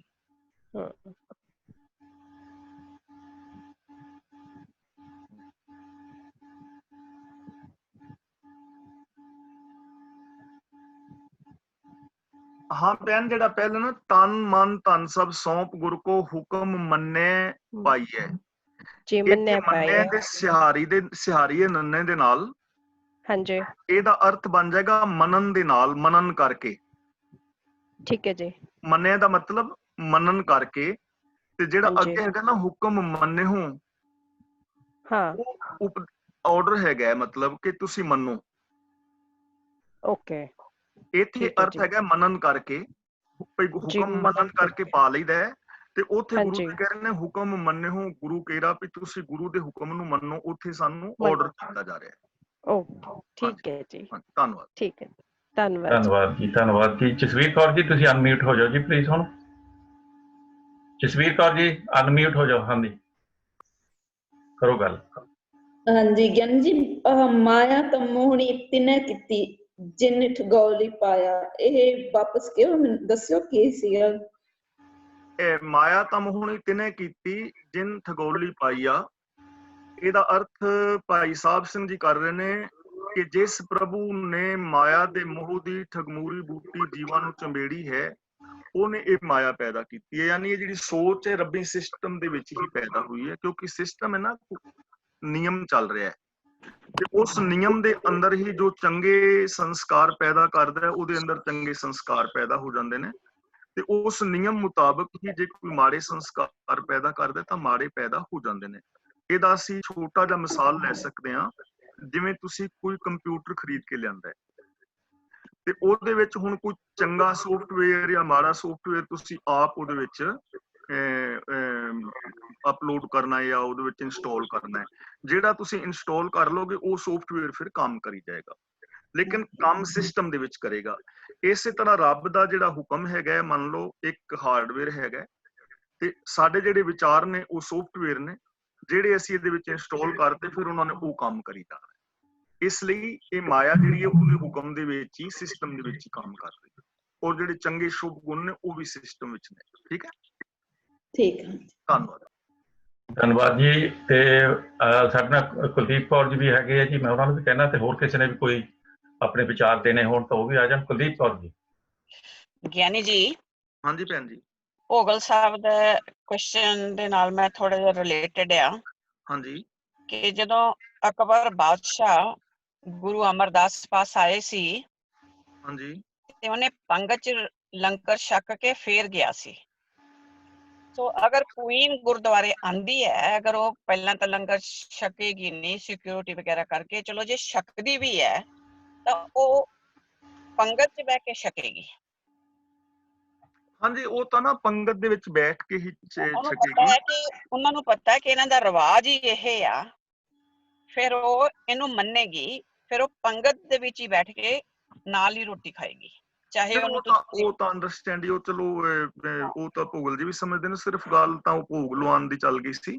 ਤੇ ਕੁਈਨ ਆਇਆ, ਕੋਈ ਆ ਨਿਯਮ ਸਾਰਿਆਂ ਵਾਸਤੇ ਇੱਕ ਹੀ ਹੈ, ਉਹਨਾਂ ਨੂੰ ਪਤਾ ਹੀ। ਹਾਂ, ਜਿਵੇਂ ਕਿਸੇ ਦੇਸ਼ ਦਾ ਕੋਈ ਰਾਸ਼ਟਰਪਤੀ ਜਾਂ ਕੋਈ ਪ੍ਰਧਾਨ ਮੰਤਰੀ ਵਗੈਰਾ ਆਉਂਦਾ ਹੈ, ਉਹਨਾਂ ਦੀ ਸੁਰੱਖਿਆ ਵਾਸਤੇ ਜ਼ਰੂਰੀ ਹੈ ਕਿ ਉਹਨਾਂ ਦਾ ਜਿਹੜਾ ਉਹਨਾਂ ਨੇ ਲੰਗਰ ਪਾਣੀ ਚੈੱਕ ਕਰਨਾ ਹੁੰਦਾ, ਵੀ ਕੋਈ ਉਹਨਾਂ ਨੂੰ ਕੁਛ ਗੜਬੜ ਕਰਕੇ ਦੇ ਨਾ ਦੇਵੇ। ਉਹ ਸੁਰੱਖਿਆ ਜਿਹੜਾ ਦੇਸ਼ ਦੇ ਕਾਨੂੰਨ ਮੁਤਾਬਕ ਇੱਕ ਵੱਖਰਾ ਟੌਪਿਕ ਹੈ, ਲੇਕਿਨ ਲੰਗਰ ਪ੍ਰਸ਼ਾਦਾ ਜਿਹੜਾ ਉਹ ਉਸ ਚੱਲਦੇ ਸਿਸਟਮ ਦੇ ਵਿੱਚ ਉਹਨਾਂ ਵਾਸਤੇ ਵੀ ਉਹੀ ਰੂਲ ਹੈ ਜੋ ਬਾਕੀ ਗੁਰਦੁਆਰੇ ਦੀ ਸੰਗਤ ਵਾਸਤੇ ਹੈ। ਹਾਂਜੀ ਹਾਂਜੀ, ਉਹ ਤਾਂ ਰੂਲ ਇੱਕ ਹੀ ਸਾਰਿਆਂ ਵਾਸਤੇ। ਧੰਨਵਾਦ। ਠੀਕ ਹੈ ਜੀ, ਥੈਂਕ ਯੂ ਜੀ ਤੁਹਾਡਾ ਬਹੁਤ ਬਹੁਤ। ਤੇ ਐਕਸੈਟ ਕੀ ਹੋਰ ਸਾਡੇ ਨਾਲ ਕੋਈ ਇਸ ਵੇਲੇ ਨਹੀਂ ਹੈਗੇ ਜੀ, ਕੋਈ ਸਵਾਲ ਜਵਾਬ ਵਾਲੇ ਤੇ ਮੈਂ ਇੱਥੇ ਆਪਾਂ ਸਮਾਪਤੀ ਕਰ ਲੈਂਦੇ ਹਾਂ ਜੀ। ਮੈਂ ਸਾਰਿਆਂ ਦਾ ਧੰਨਵਾਦ ਕਰਦਾ। ਇੱਕ ਹੋਰ ਮੈਂ ਕਹਿਣਾ ਚਾਹੁੰਦਾ ਵੀ ਅੱਜ ਥੋੜ੍ਹਾ ਜਿਹਾ ਸ਼ੁਗਲ ਕੀਤਾ ਆਪਾਂ ਪਹਿਲਾਂ, ਤੇ ਉਹਦੇ ਵਿੱਚ ਜੇ ਤੁਸੀਂ ਇੰਜੋਏ ਕੀਤਾ ਹੋਵੇ, ਤੁਸੀਂ ਵੀ ਆਪਣਾ ਕੋਈ ਹਿੱਸਾ ਪਾ ਸਕਦੇ ਆ। ਤਾਂ ਕੱਲ੍ਹ ਨੂੰ ਤੁਸੀਂ 2-4 ਬੁਝਾਰਤਾਂ ਜਾਂ ਇੱਦਾਂ ਦੀਆਂ ਕੁਛ ਜੇ ਆ ਸਕਦੀਆਂ ਤਾਂ ਠੀਕ ਹੈ ਜੀ। ਆਪਾਂ ਕੱਲ੍ਹ ਨੂੰ ਫਿਰ ਇੱਦਾਂ ਹੀ ਕਰਾਂਗੇ। ਗਿਆਨੀ ਜੀ ਦਾ ਵੀ ਬਹੁਤ ਬਹੁਤ ਧੰਨਵਾਦ, ਇਹਨਾਂ ਨੇ ਵੀ ਹਿੱਸਾ ਲਿਆ ਸੀ ਅੱਜ। ਥੈਂਕ ਯੂ ਜੀ ਤੁਹਾਡਾ ਬਹੁਤ ਬਹੁਤ। ਤੇ ਅਸੀਂ ਸਾਰਿਆਂ ਨੂੰ ਇਨਵਾਈਟ ਕਰਦੇ ਕੱਲ ਨੂੰ ਫਿਰ 2 ਵਜੇ ਇੱਥੇ ਕਿਸੇ ਕਲਾਸ ਦੇ ਵਿੱਚ ਸ਼ਾਮਲ ਹੋਵਾਂਗੇ ਜੀ। ਤੇ ਉਦਾਂ ਹੀ ਆਪਾਂ ਛੁੱਟੀਆਂ ਲੈ ਲਈਏ। ਬੁਲਾਓ ਫਤਿਹ ਜੀ। ਵਾਹਿਗੁਰੂ ਜੀ ਕਾ ਖਾਲਸਾ, ਵਾਹਿਗੁਰੂ ਜੀ ਕੀ ਫਤਿਹ।